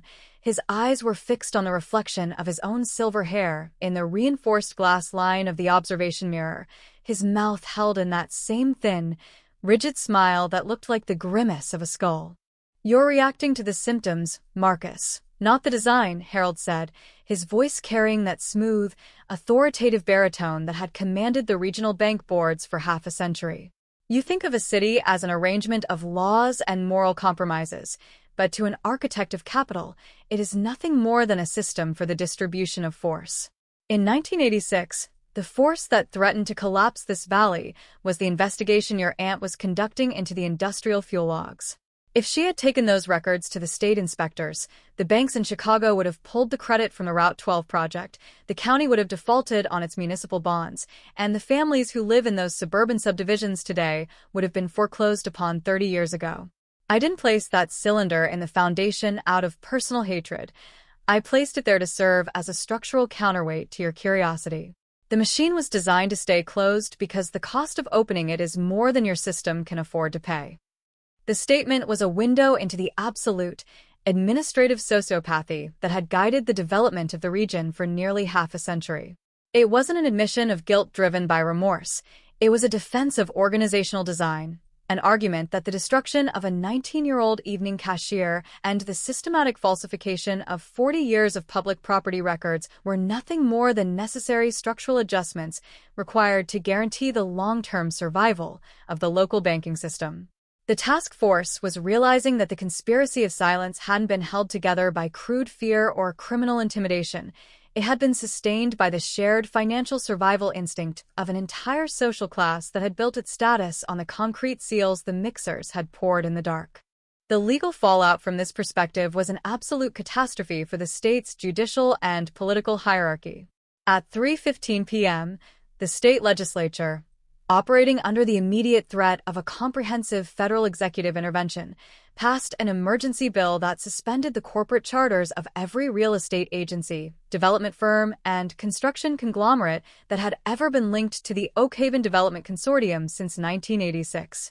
The state Supreme Court's building in the Capitol was entirely occupied by federal investigators, The marble hallways lined with boxes of seized judicial correspondence, campaign finance records, and unrecorded case manifests that proved 3 generations of regional judges had accepted direct cash dividends from the offshore trusts managed by Harold's firm. At the excavation site in the center of the glen, the chemical containment protocols had reached a state of maximum tension. The trench was now a cavern 85 feet deep, its vertical clay walls requiring the continuous calibration